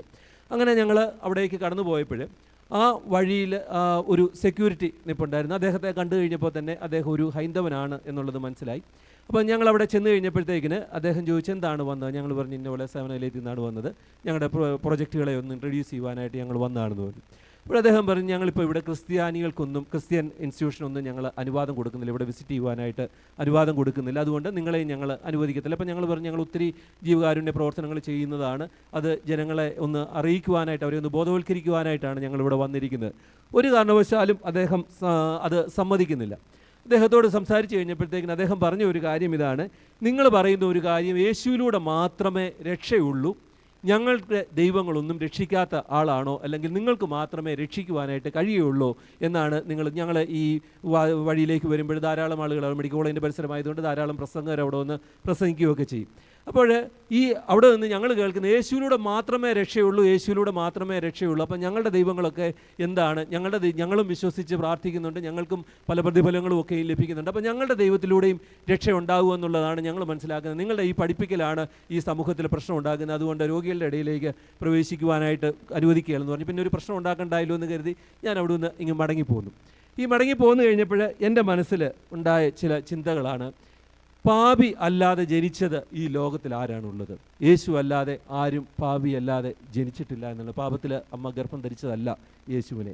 അതുപോലെ തന്നെ ലോക ചരിത്രത്തിൽ മറ്റുള്ളവർക്ക് വേണ്ടിയിട്ട് പാപമേറ്റ് ഇത്ര കഷ്ടപ്പാടുകൾ മരിച്ച വേറെ ഒരു വ്യക്തിയും ലോകത്തിലില്ല എന്നുള്ളതാണ്. അതുപോലെ തന്നെ ലോകത്തിൽ എല്ലാം മരണത്തോടെ അവസാനിച്ചു എന്ന് ചിന്തിക്കുന്നിടത്ത് കല്ലറ തുറക്കപ്പെട്ട വ്യക്തി എന്ന് പറയുന്നത് യേശുവാണ്. അതുപോലെ വീണ്ടും വരാമെന്ന് വാഗ്ദത്തം ചെയ്ത് മടങ്ങിപ്പോയ ഒരേ ഒരു വ്യക്തി യേശുവാണ് എന്ന് നമുക്കറിയാം. അപ്പോൾ ഈ യേശുവിനല്ലാതെ വേറെ ആർക്കാണ് രക്ഷിക്കുവാനായിട്ട് കഴിയുന്നത്? മറ്റുള്ള ദൈവങ്ങളൊക്കെയും ഓരോരോ ജന്മങ്ങൾ എടുത്തു കഴിഞ്ഞതിന് ശേഷം അവരല്ല തിരിച്ചു വരുന്നത്.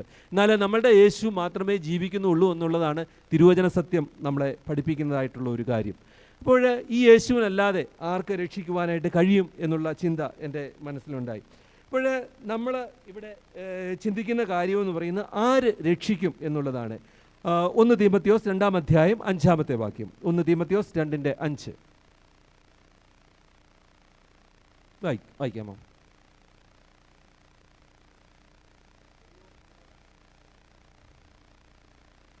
ദൈവം ഒരുവനല്ലോ, ദൈവത്തിനും മനുഷ്യനും മധ്യസ്ഥൻ ഒരുവൻ എന്നുള്ളതാണ്.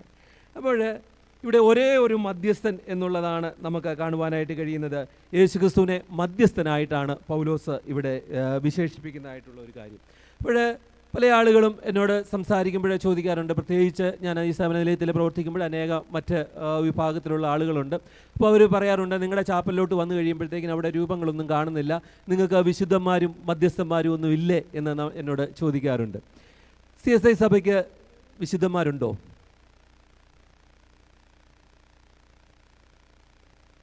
എല്ലാവരും വിശുദ്ധനാണ്. ഞാൻ സാധാരണ പാഠം വായിക്കുമ്പോഴേ പറയാറുണ്ട്, വിശുദ്ധ മത്തായി എഴുതിയ സുവിശേഷം, വിശുദ്ധ മർക്കോസ് എഴുതിയ സുവിശേഷം, അതുപോലെ തന്നെ നമ്മുടെ ഇവിടെ അടുത്തുള്ള പള്ളിയാണ് saint Thomas CSI church great Houston, saint Thomas saint വിശുദ്ധൻ. അതുപോലെ തന്നെ നമ്മൾ പറയാറുണ്ട് സെൻറ്റ് മോണിക്കാസ് ദിനം കോട്ടയത്തെ കാണക്കാരിൽ നമ്മൾ ആചരിക്കുന്നുണ്ട്.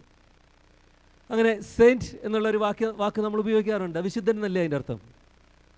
CSI സഭയ്ക്ക് വിശുദ്ധന്മാരുണ്ട്, ഇല്ല എന്നുള്ള നമ്മൾ പഠിപ്പിക്കുന്നില്ല. പക്ഷേങ്കിൽ CSI സഭയ്ക്ക് ഇല്ലാത്തത് മധ്യസ്ഥന്മാരാണ്. കാരണം നമ്മൾ പ്രൊട്ടസ്റ്റ് ചെയ്യുന്നതിന് മുമ്പേ ഉള്ള വിശുദ്ധന്മാരെയൊക്കെ നമ്മൾ വിശുദ്ധന്മാരായിട്ടും വിശുദ്ധകളുമായിട്ടാണ് അംഗീകരിക്കുന്നത്. Saint Mary CSI church Kothala, Saint Mary CSI church Kuzhikkala, അങ്ങനെ സെൻറ്റ് മേരീസും ഉണ്ട്, അങ്ങനെ സെൻറ്റ് മോണിക്കാസ് ഉണ്ട്, സെൻറ്റ് തോമസ് ഉണ്ട്, അങ്ങനെ വിശുദ്ധന്മാർ നമ്മുടെ ഇടയിലുണ്ട്. പക്ഷെങ്കിൽ മധ്യസ്ഥന്മാരാണ് നമുക്കില്ലാത്തത്. മധ്യസ്ഥന്മാരില്ലാത്തതിൻ്റെ കാര്യമാണ് ഞാനിപ്പോൾ വായിച്ചത്. ദൈവം ഒരുവനല്ലോ, ദൈവത്തിനും മനുഷ്യനും മധ്യസ്ഥനായിട്ട് ഒരുവൻ മാത്രമേ ഉള്ളൂ എന്നുള്ളതാണ് നമുക്കവിടെ കാണുവാനായിട്ട് കഴിയുന്നത്. അപ്പോൾ ഈ മധ്യസ്ഥൻ എന്ന് പറഞ്ഞു കഴിഞ്ഞാൽ എന്താണ് നമ്മൾ ഉദ്ദേശിക്കുന്നത്? നമ്മളൊരു മീഡിയേറ്റർ എന്ന് വിശേഷിപ്പിക്കാറുണ്ട്. രണ്ട് പേര് തമ്മിൽ എന്തെങ്കിലും പ്രശ്നങ്ങളുണ്ടെങ്കിൽ ചില ആളുകളോട് പറയും നിങ്ങളൊന്ന് മധ്യസ്ഥത വഹിക്കണം, അല്ലെങ്കിൽ ഒരു മധ്യസ്ഥനായിട്ട് നിൽക്കണം എന്ന് നമ്മൾ പറയാറുണ്ട്. അപ്പോൾ ഈ മീഡിയേറ്റർ കുറച്ച് നാളുകൾക്ക് മുൻപേ ഇന്ത്യയും പാകിസ്ഥാനും തമ്മിലുള്ള യുദ്ധത്തിൽ ട്രംപ് മധ്യസ്ഥ വഹിച്ചു എന്നൊക്കെയും വാർത്തയിൽ കാണുവാനായിട്ട് കഴിഞ്ഞു. അപ്പോൾ രണ്ട് പേർ തമ്മിലുള്ള പ്രശ്നങ്ങൾക്ക് രമ്യതപ്പെടുത്തുവാനായിട്ട് ഉപയോഗിക്കുന്ന ഒരു വ്യക്തിയാണ് ഈ മീഡിയേറ്റർ, അല്ലെങ്കിൽ മീഡിയേറ്റർ എന്നുകൊണ്ട് നമ്മൾ ഉദ്ദേശിക്കുന്നത്, മധ്യസ്ഥൻ എന്നുകൊണ്ട് നമ്മൾ ഉദ്ദേശിക്കുന്നത്. അപ്പോൾ ചില ആളുകൾ പറയും കോടതിയിൽ പോകുമ്പോൾ ജഡ്ജി വലിയൊരു വ്യക്തിയാണ്, നമുക്ക് ജഡ്ജിയുമായിട്ട് സംസാരിക്കുവാനായിട്ട് കഴിയില്ല. ദൈവം എന്ന് പറയുന്ന വലിയൊരു ജഡ്ജിയാണ്. അപ്പോൾ ആ ജഡ്ജിയോട് സംസാരിക്കുവാനായിട്ട് സാധാരണ നമ്മൾ ഈ അറ്റോർണിയെ നമ്മൾ കാണാറുണ്ട്. അഡ്വക്കേറ്റുമാരാണ് നമുക്ക് വേണ്ടിയിട്ട് സംസാരിക്കുന്നത്.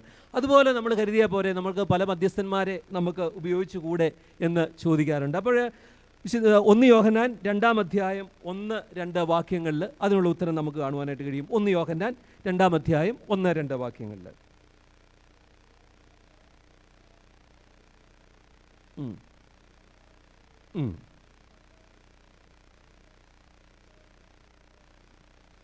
പാപങ്ങൾക്ക് പ്രായശ്ചിത്തമാകുന്നു. മതി. അപ്പോൾ അവിടെ നമുക്ക് കാണുവാനായിട്ട് കഴിയുന്നത്, ഇംഗ്ലീഷിൽ അവിടെ ചെയ്തിരിക്കുന്നത് if anyone does sin we have an advocate with father. നമ്മളെല്ലാ ഞായറാഴ്ചയും നമ്മൾ പാപം ഏറ്റു പറയുമ്പോൾ നമ്മൾ പറയുന്ന ഒരു കാര്യമാണ്. അപ്പോൾ നമുക്കുള്ള മധ്യസ്ഥൻ എന്ന് പറയുന്നത് യേശുക്രിസ്തുവാണ് എന്നുള്ളതാണ് തിരുവചനത്തിൽ നമുക്ക് കാണുവാനായിട്ട് കഴിയുന്നത്. അപ്പോൾ നമ്മളുടെ മധ്യസ്ഥൻ വി ഹാവ് ആൻ അഡ്വക്കേറ്റ്, നമ്മളുടെ അഡ്വക്കേറ്റ് എന്ന് പറയുന്നത് യേശുക്രിസ്തുവാണ്. എബ്രായർക്ക് എഴുതിയ ലേഖനം 9-ാം അധ്യായം അതിൻ്റെ 15-ാമത്തെ വാക്യം കൂടെ. എബ്രായർക്ക് എഴുതിയ ലേഖനം 9-ാം അധ്യായം 15-ാമത്തെ വാക്യം.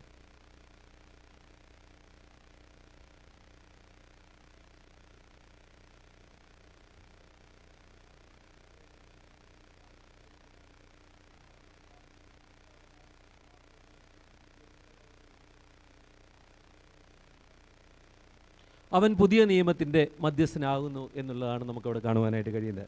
അപ്പോൾ വേദപുസ്തകം പറയുന്ന ഒരു കാര്യം എന്ന് പറയുന്നത് യേശുക്രിസ്തുവാണ് മധ്യസ്ഥൻ എന്നുള്ളതാണ്. നമുക്ക് രക്ഷ പ്രാപിക്കണമെങ്കിൽ മറ്റൊരു മധ്യസ്ഥനിലും നമുക്ക് ശരണം പ്രാപിക്കുവാനായിട്ട് കഴിയുകയില്ല.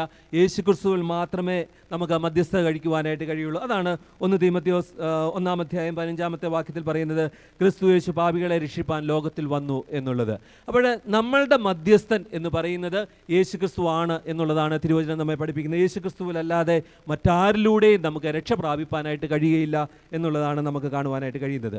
മൂന്നാമതായിട്ട് നമ്മൾ മനസ്സിലാക്കുന്ന കാര്യം എന്ന് പറയുന്നത് രക്ഷിക്കപ്പെടുവാനായിട്ട് ഞാൻ എന്ത് ചെയ്യണം എന്നുള്ളതാണ്. രക്ഷിക്കപ്പെടുവാനായിട്ട് ഞാൻ എന്ത് ചെയ്യണം?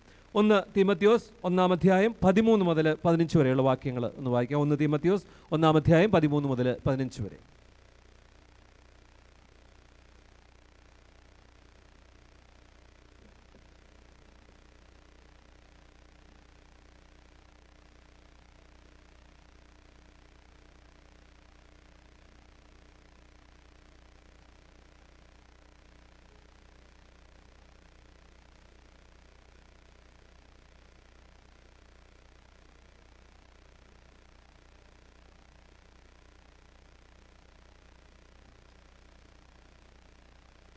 ഓക്കെ, മതി. അപ്പം ഇവിടെ നമ്മൾ കാണുന്ന കാര്യമെന്ന് പറയുന്നത് കർത്താവിൻ്റെ കരുണയാലാണ് നമുക്ക് രക്ഷ പ്രാപിക്കുന്നത് എന്നുള്ളതാണ് അവിടെ നമുക്ക് കാണുവാനായിട്ട് കഴിയുന്നത്. കർത്താവിൻ്റെ കരുണയാൽ, ഗ്രേസ് എന്നുള്ള വാക്കാണ് അവിടെ ഉപയോഗിക്കുന്നത്. പണ്ട് ഞങ്ങളൊക്കെ 10-ാം ക്ലാസ്സിൽ എൻ്റെ പേരൻസ് ടീച്ചേഴ്സായിരുന്നു. അപ്പോൾ അവർക്ക് ഈ SLC റിസൾട്ടിൻ്റെ സമയത്ത് അവർക്കൊരു ക്യൂരിയോസിറ്റി ഉണ്ട്. അവർ പഠിപ്പിച്ചിരിക്കുന്ന എത്ര പിള്ളേർ ജയിക്കും, മോശമായിട്ടുള്ള പിള്ളേർക്ക് ജയിക്കുമോ, എത്ര % റിസൾട്ട് ഉണ്ടാകും എന്നൊക്കെയുള്ള ഒരു ക്യൂരിയോസിറ്റി SLC റിസൾട്ട് വരുന്ന സമയത്ത് അവർക്കുണ്ട്. അപ്പോൾ ആ സമയത്തൊക്കെ അവരിങ്ങനെ പത്രം എടുത്ത് നോക്കും എത്ര മാർക്ക്, ഗ്രേസ് മാർക്ക് കൊടുക്കും എന്നുള്ളത്. അപ്പോൾ ഗ്രേസ് മാർക്ക് എന്ന് പറഞ്ഞു കഴിഞ്ഞാൽ നമുക്കറിയാം, ഇപ്പോൾ അന്ന് 10-ാം ക്ലാസ് ജയിക്കണം, ഒരു പേപ്പർ പാസ്സാകണമെന്നുണ്ടെങ്കിൽ 40 മാർക്ക് മിനിമം വേണമായിരുന്നു. അപ്പോൾ 40 മാർക്ക് മിനിമം കിട്ടാത്ത കുട്ടിക്ക് ഒരു ഗ്രേസ് മാർക്ക് കൊടുത്താണ് ആ കുട്ടിയെ ജയിപ്പിക്കുന്നത്. ഇപ്പോൾ 5 മാർക്ക് ഗ്രേസ് മാർക്ക് കൊടുക്കുകയാണെങ്കിൽ ഇപ്പോൾ 35 കിട്ടുന്ന ആളും അല്ലെങ്കിൽ 35 മാർക്ക് കിട്ടുന്ന ആളും പാസ്സാകുവാനായിട്ടുള്ള സാധ്യതയുണ്ട്. അപ്പം ആ ആൾക്ക് 38 മാർക്ക് ഉണ്ടെങ്കിൽ 2 മാർക്ക് ഗ്രേസ് മാർക്ക് കൊടുത്ത് 40 മാർക്ക് അവർക്ക് കൊടുക്കാറുണ്ട്. അപ്പോൾ ഗ്രേസ് മാർക്ക് എന്ന് പറയുന്നത് അതാണ്. അത് ഒരു ഗ്രേസ് എന്ന് പറഞ്ഞു കഴിഞ്ഞാൽ കരുണ അല്ലെങ്കിൽ മോഡറേഷൻ കൊടുത്ത് ജയിപ്പിക്കും എന്ന് നമ്മൾ കേട്ടിട്ടുണ്ട്. അപ്പോൾ ഈ കരുണ എന്നുള്ള ഈ ഗ്രേസ് മാർക്ക് ലഭിക്കുന്ന ഒരു വ്യക്തി യഥാർത്ഥമായിട്ടും അവിടെ പാസ്സാകേണ്ടുന്ന ഒരു വ്യക്തി അല്ല. എന്നാൽ അർഹതയില്ലാത്ത ഒരു സ്ഥാനം ആ വ്യക്തിക്ക് കൊടുക്കുകയാണ് ഗ്രേസ് മാർക്കിലൂടെ എന്ന് പറയുന്നത്. അപ്പോൾ ഇവിടെയും നമ്മൾ കാണുന്ന കാര്യം എന്ന് പറയുന്നത് ക്രിസ്തുയേശു നമ്മളെ രക്ഷിക്കുന്നത് അവൻ്റെ ഗ്രേസ്, അവൻ്റെ കരുണ കൊണ്ടാണ് എന്നുള്ളതാണ് തിരുവചനം നമ്മളെ പഠിപ്പിക്കുന്നത്. അപ്പോൾ നമുക്ക് അർഹതയില്ല എങ്കിലും ദൈവം നമ്മളെ രക്ഷിക്കുന്നു എന്നുള്ളതാണ്, അല്ലെങ്കിൽ ക്രിസ്തുയേശു നമ്മളെ രക്ഷിക്കുന്നു എന്നുള്ളതാണ്. അപ്പോൾ രക്ഷിക്കപ്പെടുവാനായിട്ട് ഞാൻ എന്ത് ചെയ്യണം എന്നുള്ളത് നമ്മൾ ചിന്തിക്കുമ്പോൾ, ഒന്ന്, അവൻ്റെ കരുണയ്ക്ക് നമ്മൾ പാത്രമായി തീരേണ്ടത് ആവശ്യമാണ്. ഇവിടെ പറയുന്ന മറ്റൊരു കാര്യം എന്ന് പറയുന്നത് 13-ാമത്തെ വാക്യത്തിൽ, മുമ്പേ ഞാൻ ദൂഷകനും ഉപദ്രവിയും നിഷ്ഠൂരകനുമായിരുന്നു, എങ്കിലും അവിശ്വാസത്താൽ അറിയാതെ ചെയ്തതിനാൽ എനിക്ക് കരുണ ലഭിച്ചു എന്നുള്ളതാണ്. അപ്പോൾ നമ്മൾ ഇതേവരെ ചെയ്തിരിക്കുന്ന പാപങ്ങൾ അറിയാതെയാണ് ചെയ്തിരിക്കുന്നതെങ്കിൽ തീർച്ചയായിട്ടും നമുക്ക് അവരൊരു വിടുതൽ ലഭിക്കും എന്നുള്ളതാണ് കർത്താവ് ഇവിടെ നമ്മളെ പഠിപ്പിക്കുന്നതായിട്ടുള്ള കാര്യം. അപ്പോൾ ഇത്രയും നാൾ നമ്മൾ ചെയ്ത പാപത്തെക്കുറിച്ചല്ല നമ്മൾ ചിന്തിക്കേണ്ടത്. ഇന്ന് നമ്മൾ മനസ്സിലാക്കുകയാണ്, എൻ്റെ ജീവിതത്തിൽ ഇന്ന കാര്യങ്ങളൊക്കെയും പാപമായിരുന്നു, അല്ലെങ്കിൽ ഞാൻ നല്ല കാര്യങ്ങളൊക്കെയും ചെയ്യുമെന്ന് ആഗ്രഹിച്ചിരുന്നുവെങ്കിലും അതൊന്നും എനിക്ക് നല്ല കാര്യങ്ങളൊക്കെയും ചെയ്തുവെങ്കിലും ഞാൻ പാപിയാണ് എന്നുള്ളൊരു ബോധം നമ്മളുടെ ഉള്ളിൽ ഇന്ന് ഉണ്ടാകുന്നുവെങ്കിൽ തീർച്ചയായിട്ടും നമുക്കും കരുണ ലഭിക്കും എന്നുള്ളതാണ് നമുക്കിവിടെ കാണുവാനായിട്ട് കഴിയുന്നത്. അപ്പോൾ ഇവിടെ കർത്താവിൻ്റെ കരുണയ്ക്ക് പാത്രമാകുകയാണ് നമ്മളുടെ ഓരോരുത്തരുടെയും ഉദ്ദേശം. കർത്താവിൻ്റെ അടുത്തേക്ക് കടന്നു വരികയാണ് എന്നുള്ളതാണ് നമ്മളെ പഠിപ്പിക്കുന്ന കാര്യം. അപ്പോൾ രക്ഷിക്കപ്പെടുവാനായിട്ട് ഞാൻ എന്ത് ചെയ്യണം എന്ന് ചോദിച്ചു കഴിഞ്ഞാൽ, കർത്താവിൻ്റെ കരുണയ്ക്കായിട്ട് നമ്മൾ ഒരുക്കമുള്ളവർ ആയിത്തീരേണ്ടത് ആവശ്യമാണ്. അത് എപ്രകാരമാണെന്ന് ചോദിച്ചു കഴിഞ്ഞാൽ, വിശ്വാസത്തോടും സ്നേഹത്തോടും എന്നുള്ളത് തിരുവചനത്തിൽ നമുക്ക് കാണുവാനായിട്ട് കഴിയും. അത് 1 തീമോഥെയോസ് 1-ന്റെ 3-ാമത്തെ നമ്മൾ കാണുമ്പോൾ, വിശ്വാസം എന്നത് ദൈവവ്യവസ്ഥയാണ് എന്നുള്ളതാണ് അവിടെ നമ്മൾ കാണുന്ന കാര്യം. വിശ്വാസം എന്നത് ദൈവവ്യവസ്ഥയാണ്. എന്തുകൊണ്ടാണ് ദൈവം ഈ വ്യവസ്ഥ വെച്ചിരിക്കുന്നത് എന്ന് ചിന്തിച്ചു കഴിഞ്ഞാൽ, നമ്മൾ തെറ്റ് സംഭവിച്ചത് എവിടെയാണ് എന്നുള്ളത് നമ്മൾ മനസ്സിലാക്കേണ്ടിയിരിക്കും. നമുക്കറിയാം, നമ്മൾ ആദ്യമേ ചിന്തിച്ചു, തെറ്റ് സംഭവിച്ചത് ഏദനിലാണ് എന്നുള്ളതാണ് നമ്മൾ മനസ്സിലാക്കിയ കാര്യം. അപ്പോൾ ഉൽപ്പത്തി 3-3 ഒന്ന് വായിക്കാമോ? Genesis chapter 3.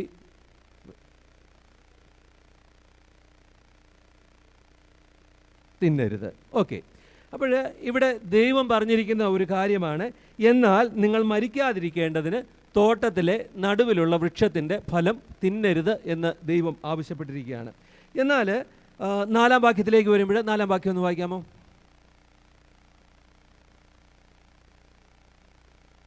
മതി. പാമ്പ് സ്ത്രീയോട്, നിങ്ങൾ മരിക്കുകയില്ല നിശ്ചയം. അപ്പം ഞാൻ ആദ്യം നിങ്ങളോടൊരു ചോദ്യം ചോദിച്ചിരുന്നു, പാപമുണ്ടാകാനായിട്ടുള്ള കാരണം എന്തായിരുന്നു? പല ആൻസറുകൾ നിങ്ങൾ പറഞ്ഞു. ഇവിടെ ഒന്നാമത് നമ്മൾ കാണുന്ന കാര്യമെന്ന് പറഞ്ഞാൽ, ദൈവം മനുഷ്യനോട് പറഞ്ഞു, നിങ്ങൾ തോട്ടത്തിൻ്റെ നടുക്കുള്ള വൃക്ഷത്തിൻ്റെ ഫലം പറിച്ച് തിന്നരുത് എന്ന് പറഞ്ഞു.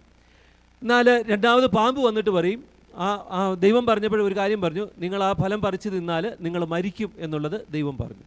എന്നാൽ പാമ്പ് വന്നിട്ട് പറയുന്ന ഒരു കാര്യമെന്ന് പറയുന്നത്, നിങ്ങൾ മരിക്കുകയില്ല നിശ്ചയം എന്നുള്ളത്. അപ്പോൾ അവിടെ എന്താണ് സംഭവിച്ചത്? അവിടെ ഒരു അവിശ്വാസമാണ് നടന്നിരിക്കുന്നത്. ദൈവം ഒരു കാര്യം പറഞ്ഞു, പാമ്പ് മറ്റൊരു കാര്യം പറഞ്ഞു. എന്നാൽ ദൈവത്തെ അവിശ്വസിക്കുകയും പാമ്പിനെ വിശ്വസിക്കുകയും ചെയ്ത്, സാത്താനെ വിശ്വസിക്കുകയും ചെയ്ത സംഭവമാണ് അവിടെ നമുക്ക് കാണുവാനായിട്ട് കഴിയുന്നത്. അപ്പോൾ പല ആളുകളും പലത് പറയും, പാപത്തിൻ്റെ ഉൽപ്പത്തി എന്ന് പറയുന്ന അനുസരണക്കേടാണ്, ദൈവത്തെ കേൾക്കാതിരുന്നതാണ് എന്നൊക്കെയും പറഞ്ഞു കഴിയുമ്പോഴും നമ്മൾ ആദ്യം മനസ്സിലാക്കുന്ന കാര്യം എന്ന് പറയുന്നത്, പാപത്തിൻ്റെ ഉൽപ്പത്തി എന്ന് പറയുന്നത് അവിശ്വാസത്തിലാണ്, അല്ലെങ്കിൽ ദൈവത്തോടുള്ള വിശ്വാസം നഷ്ടപ്പെട്ടതിൻ്റെ ഫലമായിട്ടാണ് പാപം ഉണ്ടായത് എന്നുള്ളതാണ് തിരുവചനം നമ്മളെ പഠിപ്പിക്കുന്നതായിട്ടുള്ള കാര്യം. അപ്പോൾ ഈ പാപത്തിലേക്ക് മനുഷ്യൻ വീണുപോകാനാണ്, അനുസരണക്കേടൊക്കെയും ഉണ്ടാകുവാനായിട്ടുള്ള കാരണം എന്ന് പറയുന്നത് അവിശ്വാസം സംഭവിച്ചത് കൊണ്ടാണ് എന്നുള്ളതാണ് നമ്മൾ മനസ്സിലാക്കേണ്ടുന്ന ഒരു കാര്യം. അപ്പോൾ ദൈവത്തെക്കാട്ടിലപ്പുറമായിട്ട് മറ്റുള്ളതിനെ വിശ്വസിക്കുന്നിടത്താണ് പാപം ഉത്ഭവിക്കുന്നത് എന്നുള്ളതാണ് നമ്മൾ കാണുന്നത്. അപ്പോൾ പാപത്തിന് ഉത്ഭവം അവിശ്വാസമാണെങ്കിൽ ആ പാപത്തെ പരിഹരിക്കേണ്ടത് വിശ്വാസത്തിലാണ് എന്നുള്ളതാണ് നമ്മൾ മനസ്സിലാക്കുന്നത്. വെളിപാട് പുസ്തകം 2-ാം അധ്യായം അതിൻ്റെ 5-ാമത്തെ വാക്യം. വെളിപാട് പുസ്തകം 2-5 അതുകൂടെ ഒന്ന് വായിക്കാമോ?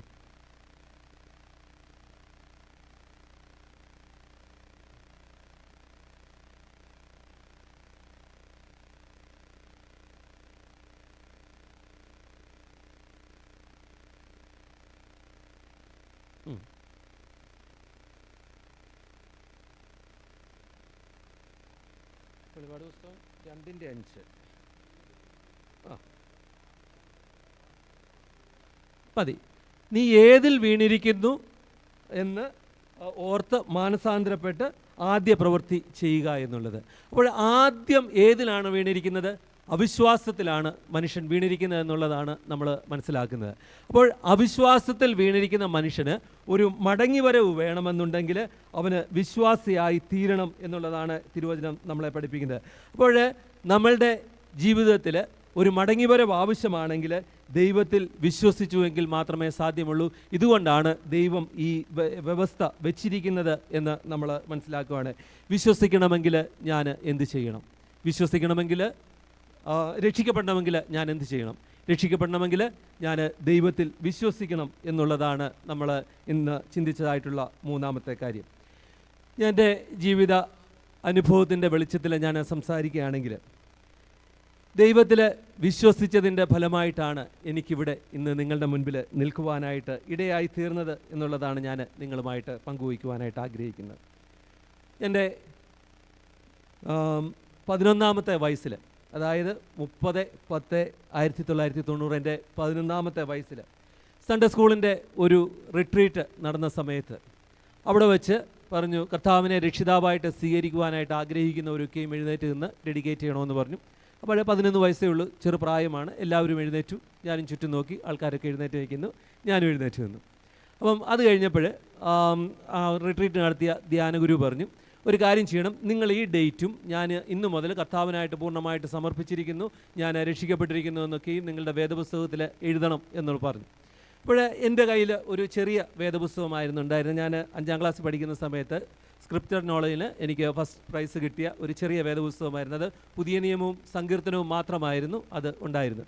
അപ്പോൾ അതിൽ ഞാൻ ഇത് എഴുതി വെച്ചു, ഞാൻ ഇന്ന ഡേറ്റിൽ കർത്താവിനെ എൻ്റെ രക്ഷിതാവായിട്ട് സ്വീകരിച്ചിരിക്കുന്നു എന്നുള്ളത് ഞാൻ അവിടെ എഴുതി വെച്ചു. എന്നാൽ അതിന് ശേഷം ജീവിതയാത്ര മുൻപോട്ട് പോയ സമയത്ത് പല ജീവിതത്തിലൂടെ ഞാൻ കടന്നുപോയി. എനിക്ക് ധാരാളം സുഹൃത്തുക്കളൊക്കെ ഉണ്ടായി. അപ്പം അവരൊക്കെയും വേറെ വഴികളിലൂടെ പോകാനായിട്ട് തുടങ്ങി. അപ്പോൾ ഞാനും ആഗ്രഹിച്ചു, എനിക്കും പണം ഉണ്ടാക്കണം, അല്ലെങ്കിൽ സമ്പത്തുണ്ടാക്കണം എന്നുള്ള ഒരു ആഗ്രഹമൊക്കെ ആയിട്ട് ഞാൻ ഇങ്ങനെ മുൻപോട്ട് പോയി. അപ്പോൾ ഞാൻ പുതിയ കോഴ്സുകളൊക്കെയും പഠിക്കുവാനായിട്ട് ആരംഭിച്ച സമയത്ത് എൻ്റെ അമ്മ എന്നോട് പറഞ്ഞു, നീ വേദപുസ്തകത്തിൽ എഴുതി വെച്ചിട്ടുണ്ട്, നീ ദൈവവേലയ്ക്കായിട്ട് പോകും എന്നുള്ളത് വേദപുസ്തകത്തിൽ എഴുതി വെച്ചിട്ടുണ്ട് എന്നുള്ളത് പറഞ്ഞു. അങ്ങനെ പല പ്രാവശ്യം ഞാൻ ഓരോ കോഴ്സുകൾക്കൊക്കെയും പോവും, അതൊക്കെയും ഫെയിലായി പോവും. അതിനുശേഷം വീണ്ടും മടങ്ങി വരും. അതിനുശേഷം വീണ്ടും വേറെ ആരെങ്കിലും ഏതെങ്കിലുമൊക്കെ പറയും, അങ്ങനെ വേറെ കോഴ്സുകളിലേക്ക് പോകും. അങ്ങനെ പല കോഴ്സുകളിലേക്ക് പോയി.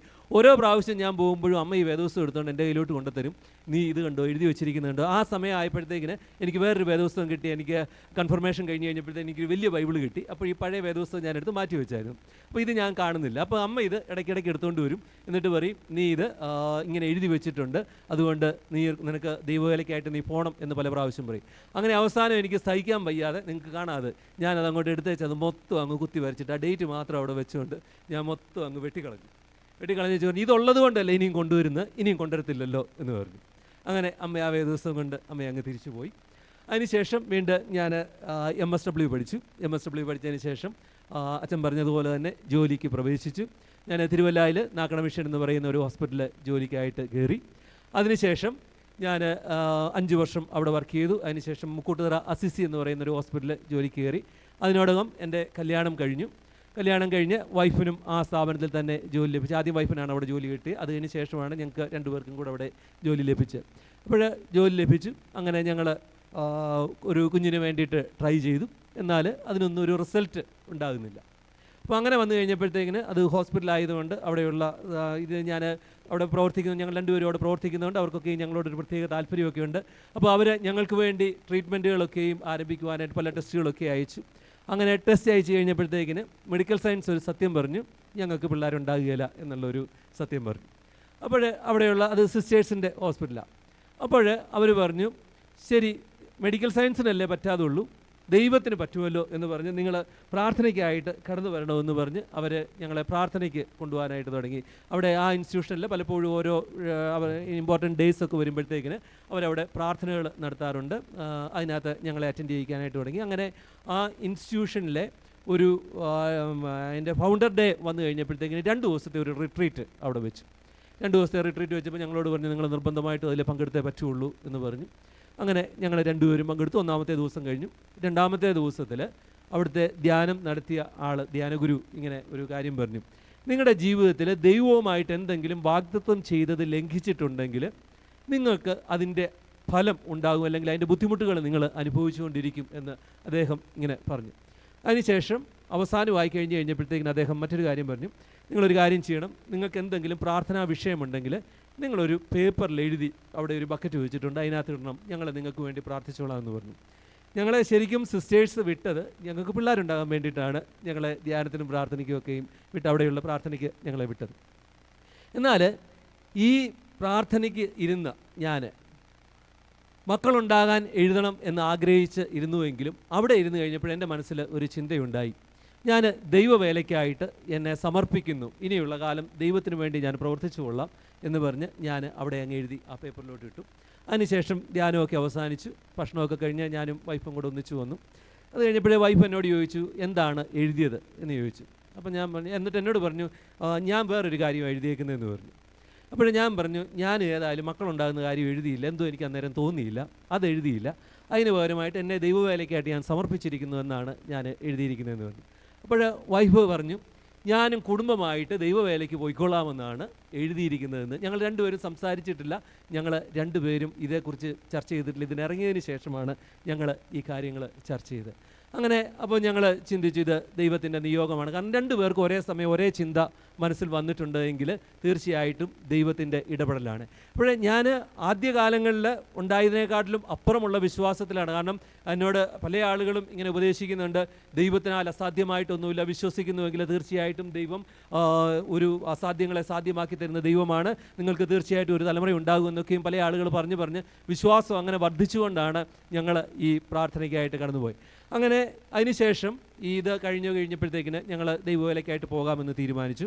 അതിനുശേഷം അച്ഛൻപട്ടത്തിലേക്ക് പോകാം. അപ്പോൾ പണ്ട് മുതൽ ഞാൻ ആ വേദപുസ്തകത്തിൽ എഴുതിയപ്പോൾ ഞാനിങ്ങനെ ചിന്തിച്ചതാണ്, ഞാനൊരു അച്ഛനായിക്കൊള്ളാം എന്നെനിക്കൊരു ആഗ്രഹമുണ്ടായിരുന്നു. അപ്പം ഞാൻ പറഞ്ഞു, എനിക്കിങ്ങനെ ഒരു ആഗ്രഹം ഉണ്ടായിരുന്നു എന്നുള്ളത് പറഞ്ഞു.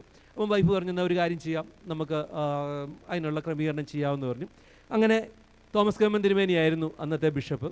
തോമസ് കൈമൻ തിരുമേനിയെ ഞങ്ങൾ പോയി കണ്ടു. ഞങ്ങൾ പോയി കണ്ട സമയത്ത് എനിക്ക് 35 വയസ്സായിരുന്നു അന്ന് ആയത്.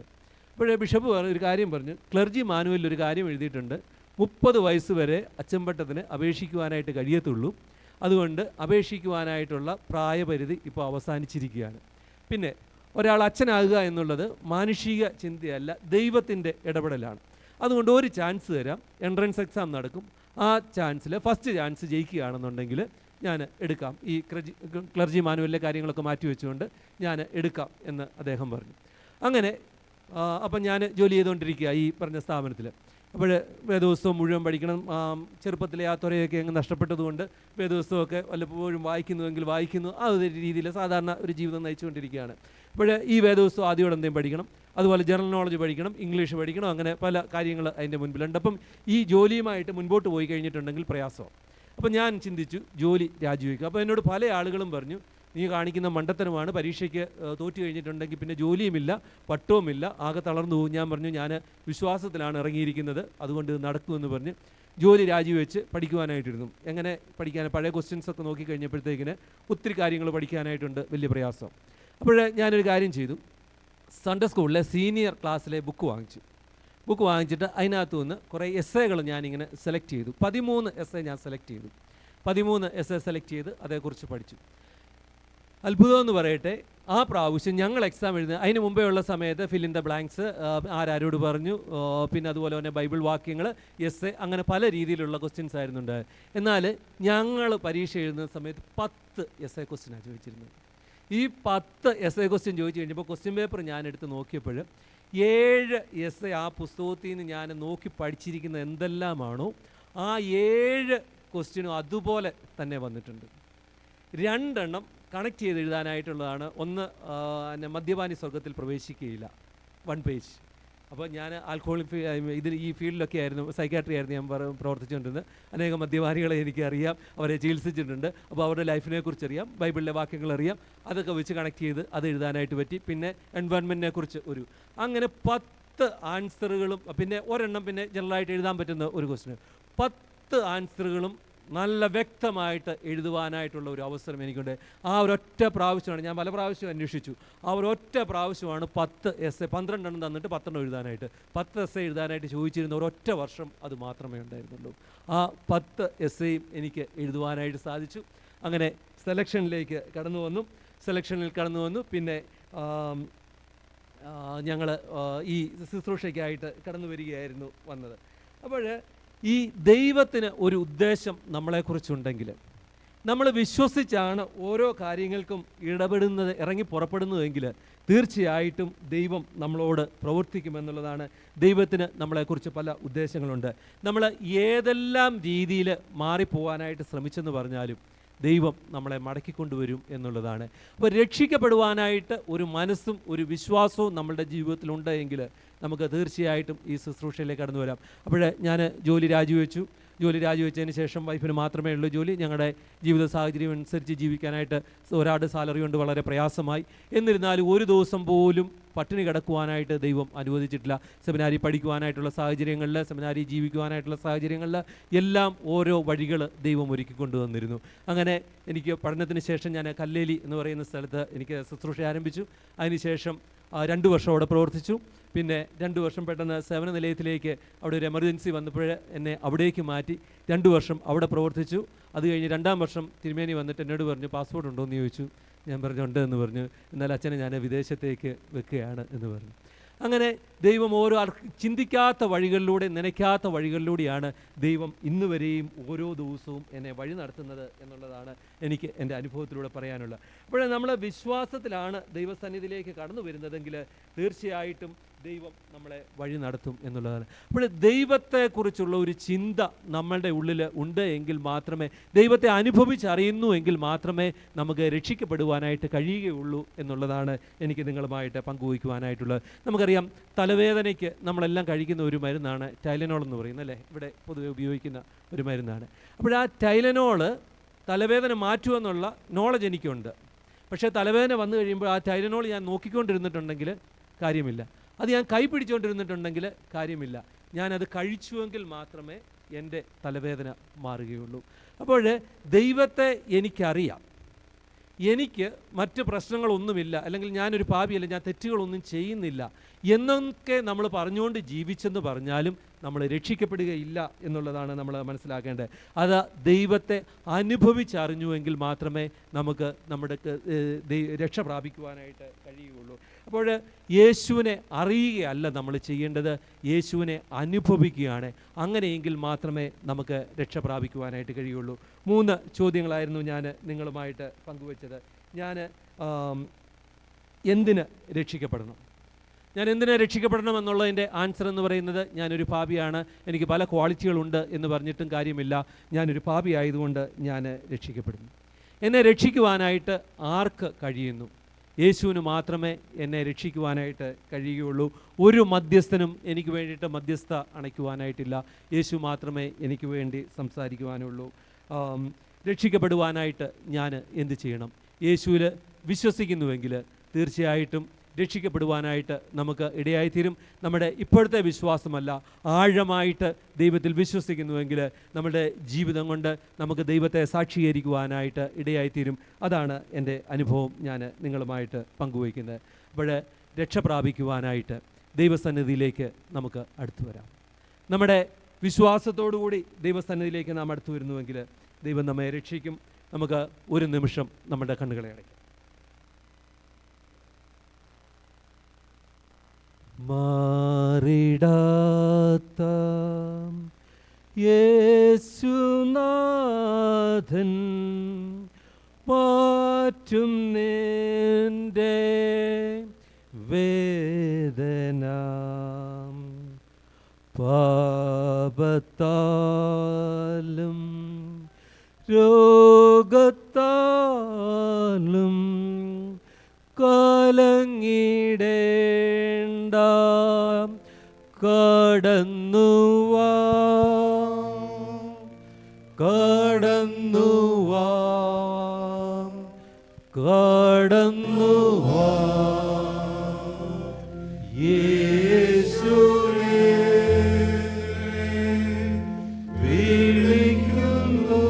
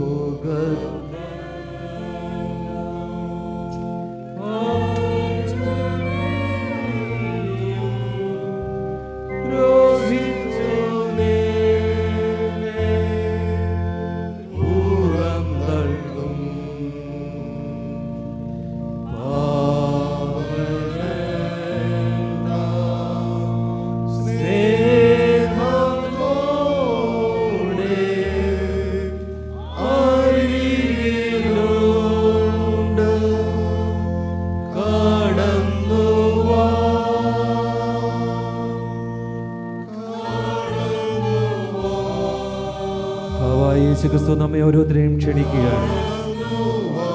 അവന്റെ സന്നിധിയിലേക്ക് നമുക്ക് അടുത്തു വരാൻ. രോഗക്കാർ നമ്മളെ തള്ളും. നല്ല വിശ്വാസത്തോടെ നാം ദൈവസന്നിധിയിലേക്ക് കടന്നു വരുന്നുവെങ്കിൽ തീർച്ചയായിട്ടും ദൈവം നമ്മെ കൈവിടുകയും ഞാൻ എന്തിനെ രക്ഷിക്കപ്പെടണം, ഞാനൊരു പാപിയായതുകൊണ്ട് ഞാൻ രക്ഷിക്കപ്പെടണം.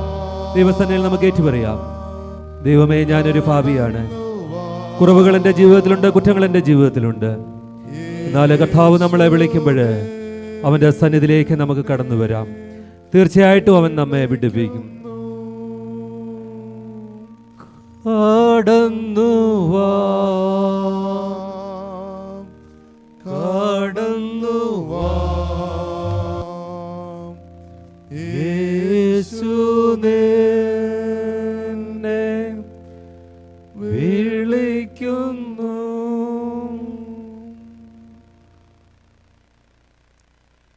സ്നേഹവാനും പരിശുദ്ധനുമായ ഞങ്ങളുടെ നല്ല ദൈവമേ, പൗലോസ് പ്രാർത്ഥിച്ചതുപോലെ ഞങ്ങളും പ്രാർത്ഥിക്കുകയാണ്. പാപികളിൽ ഞാൻ പ്രധാനിയാണ്. കൊർന്നല്യോസിൻ്റെ ജീവിതത്തിൽ അനേക ക്വാളിറ്റികളുണ്ടായിരുന്നു. എന്നാൽ രക്ഷിക്കപ്പെടുന്നില്ല എങ്കിൽ സ്വർഗരാജ്യത്തിൽ പ്രവേശിപ്പാനായിട്ട് കഴിയുകയില്ല എന്ന് അങ്ങ് അവനെ പഠിപ്പിച്ചു. ഇന്ന് രാത്രികാലം കർത്താവേ ഞങ്ങളെയും പഠിപ്പിച്ചു. എന്തെല്ലാം ക്വാളിറ്റികൾ ഞങ്ങളുടെ ജീവിതത്തിലുണ്ടെങ്കിലും രക്ഷിക്കപ്പെടുന്നില്ല എങ്കിൽ ഈ ജീവിതം വെറുതെയാകുന്നു എന്നുള്ളത് പൂർണ്ണമായിട്ട് ഞങ്ങളെ സമർപ്പിക്കുന്നു. പിതാവേ, അറിവില്ലാതെ ഞാൻ ചെയ്ത പാപങ്ങളൊക്കെയും എന്നോട് ക്ഷമിക്കും. ഗ്രേസിനായിട്ട് ഞാൻ കാത്തിരിക്കുന്നു, അങ്ങയുടെ കരുണയ്ക്കായിട്ട് ഞാൻ കാത്തിരിക്കുന്നു. പാപങ്ങൾ ഞാൻ ഏറ്റുപറയുമ്പോൾ കാൽവറിയിൽ എനിക്കായി ചൊരിഞ്ഞ രക്തത്താൽ എന്നെ കഴുകി ശുദ്ധീകരിക്കണമേ. ഒരു പാപമോചനവും ഒരു അനുതാപവും ഒരു രക്ഷയുടെ അനുഭവവും എൻ്റെ ജീവിതത്തിൽ പകർന്നു നൽകണമേ.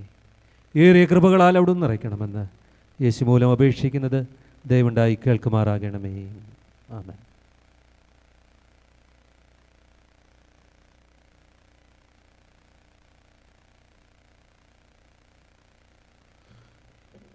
ദൈവത്തിന് സ്തോത്രം. പ്രിയ അച്ഛൻ്റെ ജീവിതാനുഭവത്തിലൂടെ വളരെ അനുഗ്രഹമായുള്ള ദൈവവചനം, രക്ഷാദൈവശാസ്ത്രം, സാൽവേഷനെ പറ്റി മനസ്സിലാക്കുവാനായിട്ട് ദൈവം കൃപ നൽകിയല്ലോ. ദൈവത്തിന് സ്തോത്രം ചെയ്യുന്നു. അച്ഛൻ്റെ ശുശ്രൂഷകളെ ദൈവം തുടർന്നും അനുഗ്രഹിക്കട്ടെ എന്ന് പ്രാർത്ഥിക്കുന്നു. ഒഫീഷ്യലായിട്ട് ലോട്ട് ഓഫ് താങ്ക്സ് പുറകെ വരുന്നുണ്ട്. ഇപ്പോൾ നമുക്ക് പാട്ട് പാടുന്ന സമയത്ത് സ്തോത്ര വഴിപാടുകൾ സമർപ്പിക്കാം. ഗായക സംഘത്തോട് ചേർന്ന് നമ്മുടെ കൺവെൻഷൻ പാട്ടുപുസ്തകത്തിലെ 9ാമത്തെ ഗാനം ആലപിക്കാം. കർത്താവിൻ വരവിൽ നമ്മെ എടുത്തു.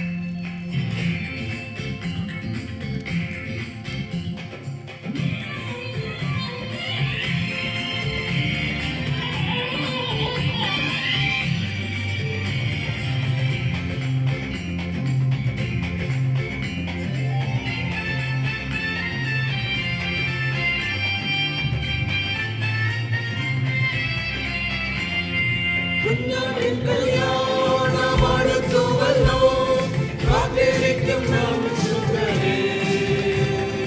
കർത്താവിൻ ഗംഭീരനാദം കേൾക്കുമ്പോൾ കർത്തനോടു കൂടെ പോകും ഞാൻ. കുഞ്ഞാടിൻ കല്യാണം അടുത്തുവല്ലോ, കാത്തിരിക്കും നാം വിശുദ്ധരെ. കർത്താവിൻ ഗംഭീരനാദം കേൾക്കുമ്പോൾ കർത്തനോടു കൂടെ പോകും ഞാൻ. ആമേൻ കർത്താവേ, വേഗം വരണേ. ആമേൻ കർത്താവേ, നിൻ രാജ്യം വരണേ. ആമേൻ കർത്താവേ, വേഗം വരണേ. ആമേൻ കർത്താവേ, നിൻ രാജ്യം വരണേ.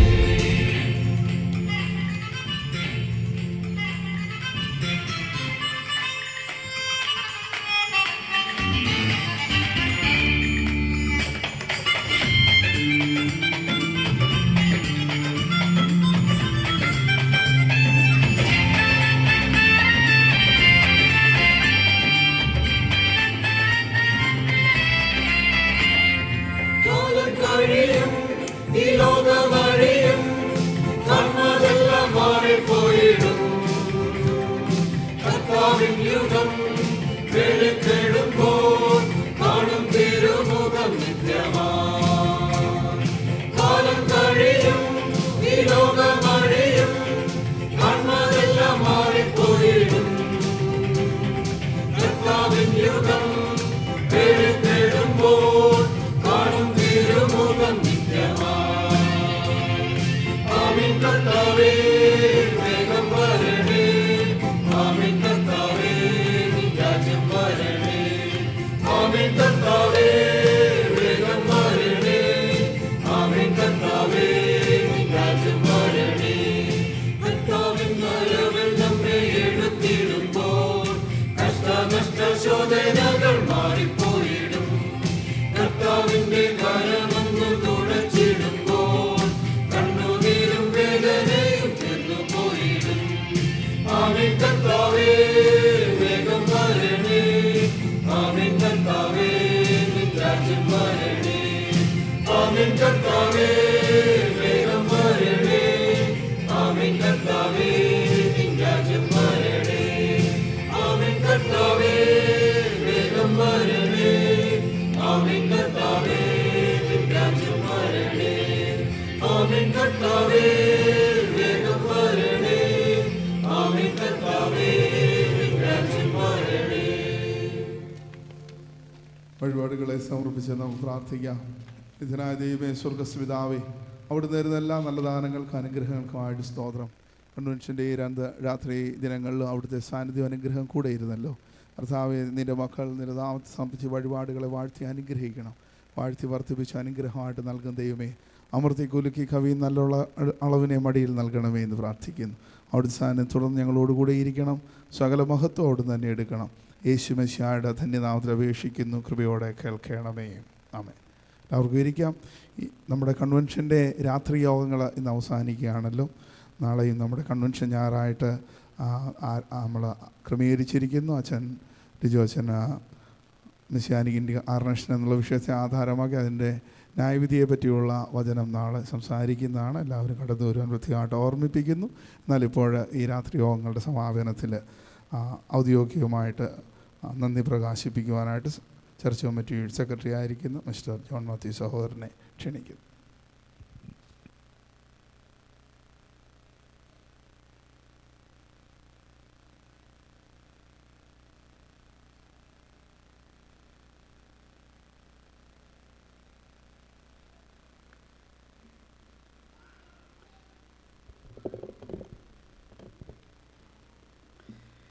Good evening, everyone. Today is the second day, as Chin said, it's the last day of our convention. ഞാനിന്നിവിടെ നിൽക്കുന്നത് എല്ലാവർക്കും നന്ദി പറയാനാണ്. വളരെ അനുഗ്രഹീതമായി ഈ രണ്ടാം ദിവസവും പൂർത്തീകരിക്കുവാൻ നമ്മെ സഹായിച്ച ദൈവത്തിന് നന്ദിയോടെ സ്തോത്രം ചെയ്യുന്നു. നമ്മുടെ ക്ഷണം സ്വീകരിച്ച് ഇവിടെ എത്തുകയും മിശിഹായുടെ ഈ രണ്ട് ദിവസവും മിശിഹായുടെ ജഡാവതാരത്തെക്കുറിച്ച് ആഴത്തിലുള്ള ചിന്തകൾ നമ്മോട് പങ്കുവയ്ക്കുകയും ചെയ്ത റവറൻ ലിജോ ടി ജോർജ് അച്ഛനോടുള്ള നന്ദി CSA കോൺഗ്രിഗേഷൻ ഓഫ് ഡാലസിൻ്റെ പേരിൽ അറിയിക്കുന്നു.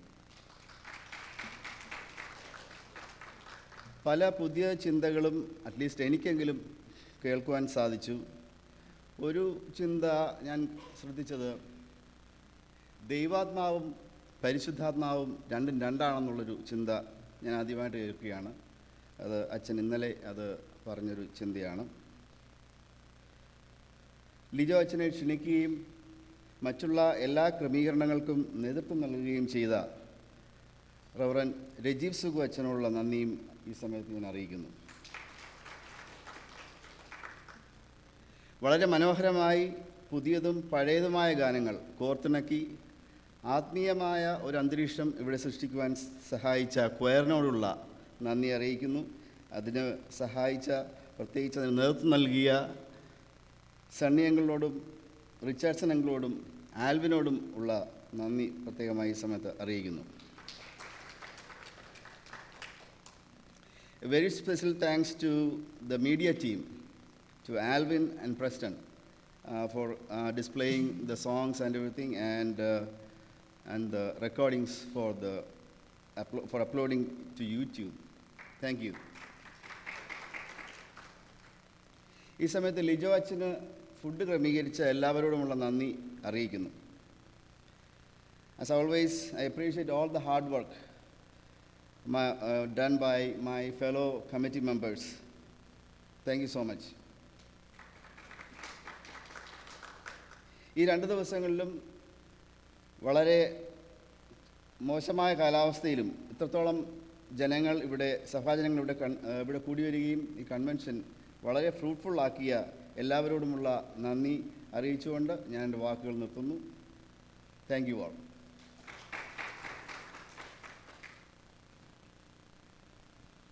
നന്ദി അറിയിച്ച ബഹുമാനപ്പെട്ട സെക്രട്ടറിയോടുമുള്ള നന്ദി അറിയിക്കുന്നു. ഇപ്പോൾ ചെറിയാനങ്ങൾ മുന്നോട്ട് വന്ന് പ്രാർത്ഥിക്കുന്നു. ബഹുമാനപ്പെട്ട ലിജോ അച്ഛൻ കർത്താവിൻ്റെ പ്രാർത്ഥനയ്ക്ക് ശേഷം ആശീർവാദം പറയുന്നു.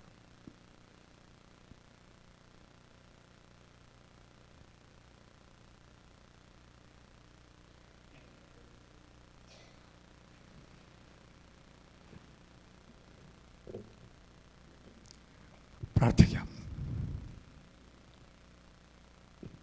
സർവശക്തനായ ദൈവമേ, സ്വർഗ്ഗസ്ഥ പിതാവേ, കർത്താവേ, ഞങ്ങളുടെ കൺവെൻഷൻ്റെ 2ാമത്തെ ദിവസം കർത്താവെ അവിടുത്തെ ആലയത്തിൽ ഒരുമിച്ച് കൂടി അങ്ങേ ആരാധിപ്പാൻ, സ്തുതി സ്തോത്രഗീതങ്ങൾ പാടുവാൻ, തിരുവചനം വായിക്കുവാൻ, തിരുവചനം ധ്യാനിപ്പാൻ, കർത്താവെ തിരുവചനത്തിൽ നിന്നും തിരുവചന മർമ്മങ്ങളെ കർത്താവെ കേൾക്കുവാൻ തക്കവണ്ണം അവിടെ നിങ്ങൾക്ക് അനുഭവിച്ച കൃപയ്ക്കായി സ്തോത്രം. കർത്താവെ, ഞങ്ങളുടെ പാപങ്ങളെ ഞങ്ങൾ ഏറ്റുപറഞ്ഞ് പാപക്ഷമ പ്രാപിച്ചവരായിട്ട് കർത്താവെ ഈ ആലയത്തിൽ നിന്നും പിരിഞ്ഞു പോകാൻ തക്കവണ്ണം അവിടെ നിങ്ങൾക്ക് സഹായിക്കുമാറാകണമേ എന്ന് പ്രാർത്ഥിക്കുന്നു. പരിശുദ്ധ പിതാവേ, അവിടുത്തെ സ്നേഹം അവിടുന്ന് ഞങ്ങളിൽ നിന്നും ഒരു നാളും എടുത്തു കളയരുതേ. പ്രിയപുത്ര, അവിടുത്തെ ക്രൂശിലെ മരണത്താൽ, അവിടുത്തെ തിരക്തത്താൽ അവിടുന്ന് ഞങ്ങളെ കഴുകി, ഞങ്ങളുടെ പാപങ്ങളെ കഴുകി കർത്താവെ ഞങ്ങളെ വെടിപ്പാക്കണമേ, ഞങ്ങളെ വിശുദ്ധിയുള്ളവരാക്കി തീർക്കണമേ. പരിശുദ്ധാത്മാവായ ദൈവമേ, ഞങ്ങളുടെ പാപങ്ങളെപ്പറ്റി കർത്താവെ ഞങ്ങളെ ബോധ്യമുള്ളവരാക്കണമേ. സ്വന്തം നീതിയിൽ ആശ്രയിച്ചുകൊണ്ടല്ല, കർത്താവിൻ്റെ കരുണയിൽ മാത്രം ആശ്രയിച്ചുകൊണ്ട് കർത്താവെ ഞങ്ങളടുത്ത് വരുന്നു. ഞങ്ങളുടെ പാപങ്ങളെ ക്ഷമിക്കണമേ, ഞങ്ങളെ കഴുകണമേ, ഞങ്ങളെ ശുദ്ധീകരിക്കണമേ, അവിടുത്തെ മക്കളാക്കി തീർക്കണമേ എന്ന് പ്രാർത്ഥിക്കുന്നു. കർത്താവെ, സഭയിലെ ഓരോ കുടുംബങ്ങളെയും തിരുസന്നിധിയിൽ സമർപ്പിക്കുന്നു. ഓരോരുത്തരെയും അവിടുന്ന് അനുഗ്രഹിക്കണമേ. ഈ കൂട്ടായ്മയിലായിരിക്കുന്ന ഓരോ വ്യക്തികളോടും അവിടുന്ന് ഇടപെടുമാറാകണമെന്ന് പ്രാർത്ഥിക്കുന്നു. കർത്താവെ, ഞങ്ങൾ വന്നതുപോലെയല്ല, അവിടുത്തെ കരുണയും അവിടുത്തെ കൃപയും അനുഭവിച്ചുകൊണ്ട് സന്തോഷമുള്ളവരായി, സമാധാനമുള്ളവരായി കർത്താവെ ഈ ആലയത്തിൽ നിന്നും പിരിഞ്ഞു പോകുവാൻ അവിടുന്ന് ഞങ്ങളെ സഹായിക്കണമേ. വചനം ഞങ്ങളോട് സംസാരിച്ച അച്ഛനെ തിരുക്കരങ്ങൾ വീണ്ടും സമർപ്പിക്കുന്നു. കൂടിയിരിക്കണമേ. ബലപ്പെടുത്തുന്ന കൃപയ്ക്കായിട്ട് സ്തോത്രം. കർത്താവെ, രജീവച്ചനെ ഓർത്ത് പ്രാർത്ഥിക്കുന്നു. കൂടിയിരിക്കണമേ, ബലപ്പെടുത്തിക്കൊള്ളണമേ. ഇവിടെ വന്നുകൂടിയിരിക്കുന്ന ഞങ്ങളെ ഓരോരുത്തരെയും അവിടുന്ന് അനുഗ്രഹിക്കണമേ. ഞങ്ങളുടെ കുറവുകളും ഞങ്ങളുടെ കുറ്റങ്ങളും ഒന്നും കർത്താവെ അവിടെ ഞങ്ങളോട് കണക്കിലെടുക്കരുത്. ഞങ്ങൾക്ക് വേണ്ടി ജീവൻ വെച്ച രക്ഷകൻ്റെ നാമത്തിൽ ഇടകളായ ഞങ്ങളുടെ പ്രാർത്ഥന അവിടുന്ന് കേൾക്കുമാറാകണമേ. സ്വർഗ്ഗസ്ഥ പിതാവേ, ആമേൻ. സ്വർഗസ്ഥനായ ഞങ്ങളുടെ പിതാവേ, നിന്റെ നാമം സ്ഥിരീകരിക്കപ്പെടണമേ, നിന്റെ രാജ്യം വരണമേ, സ്വർഗ്ഗത്തിലെ പോലെ ഭൂമിയിലും ആകണമേ. ഞങ്ങൾക്ക് ആവശ്യമുള്ള ആഹാരം തരണമേ, ഞങ്ങളുടെ കടക്കാരെ ക്ഷമിച്ചിരിക്കുന്ന പോലെ ഞങ്ങളുടെ കടങ്ങളും ദോഷങ്ങളും ഞങ്ങൾ ക്ഷമിക്കണമേ. ഞങ്ങളുടെ പരീക്ഷയിൽ കടത്താതെ ദോഷം രാജ്യവും ശക്തിയും മഹത്വവും എന്നേക്ക് ആകുന്നു. ആമേൻ. നമ്മുടെ കർത്താവായ യേശുക്രിസ്തുവിൻ്റെ കൃപയും ദൈവത്തിൻ്റെ സ്നേഹവും പരിശുദ്ധാത്മാവിൻ്റെ കൂട്ടായ്മയും നമ്മെല്ലാവരോടും നമ്മളുടെ മടക്കി യാത്രയോടും നാളെ നടക്കുന്ന ആരാധനയോടും തുടർന്നുള്ള ജീവിതത്തോടും എപ്പോഴും എന്നേക്കും കാലാവസാനത്തോളം ഇരിക്കുമാറാകട്ടെ. ആമേൻ. നമ്മുടെ കർത്താവായ യേശുക്രിസ്തു മൂലം ജയം നൽകുന്ന ദൈവത്തിന് സ്തോത്രം ചെയ്യാം. ഹല്ലേലൂയ, ഹല്ലേലൂയ, ഹല്ലേലൂയ. ആമേൻ. കർത്താവായ യേശുവേ, വേഗം വരണം. എല്ലാവരോടും ഒരിക്കൽ കൂടി നന്ദി അറിയിക്കുന്നു. എല്ലാവർക്കും ഭക്ഷണം ക്രമീകരിച്ചിട്ടുണ്ട്.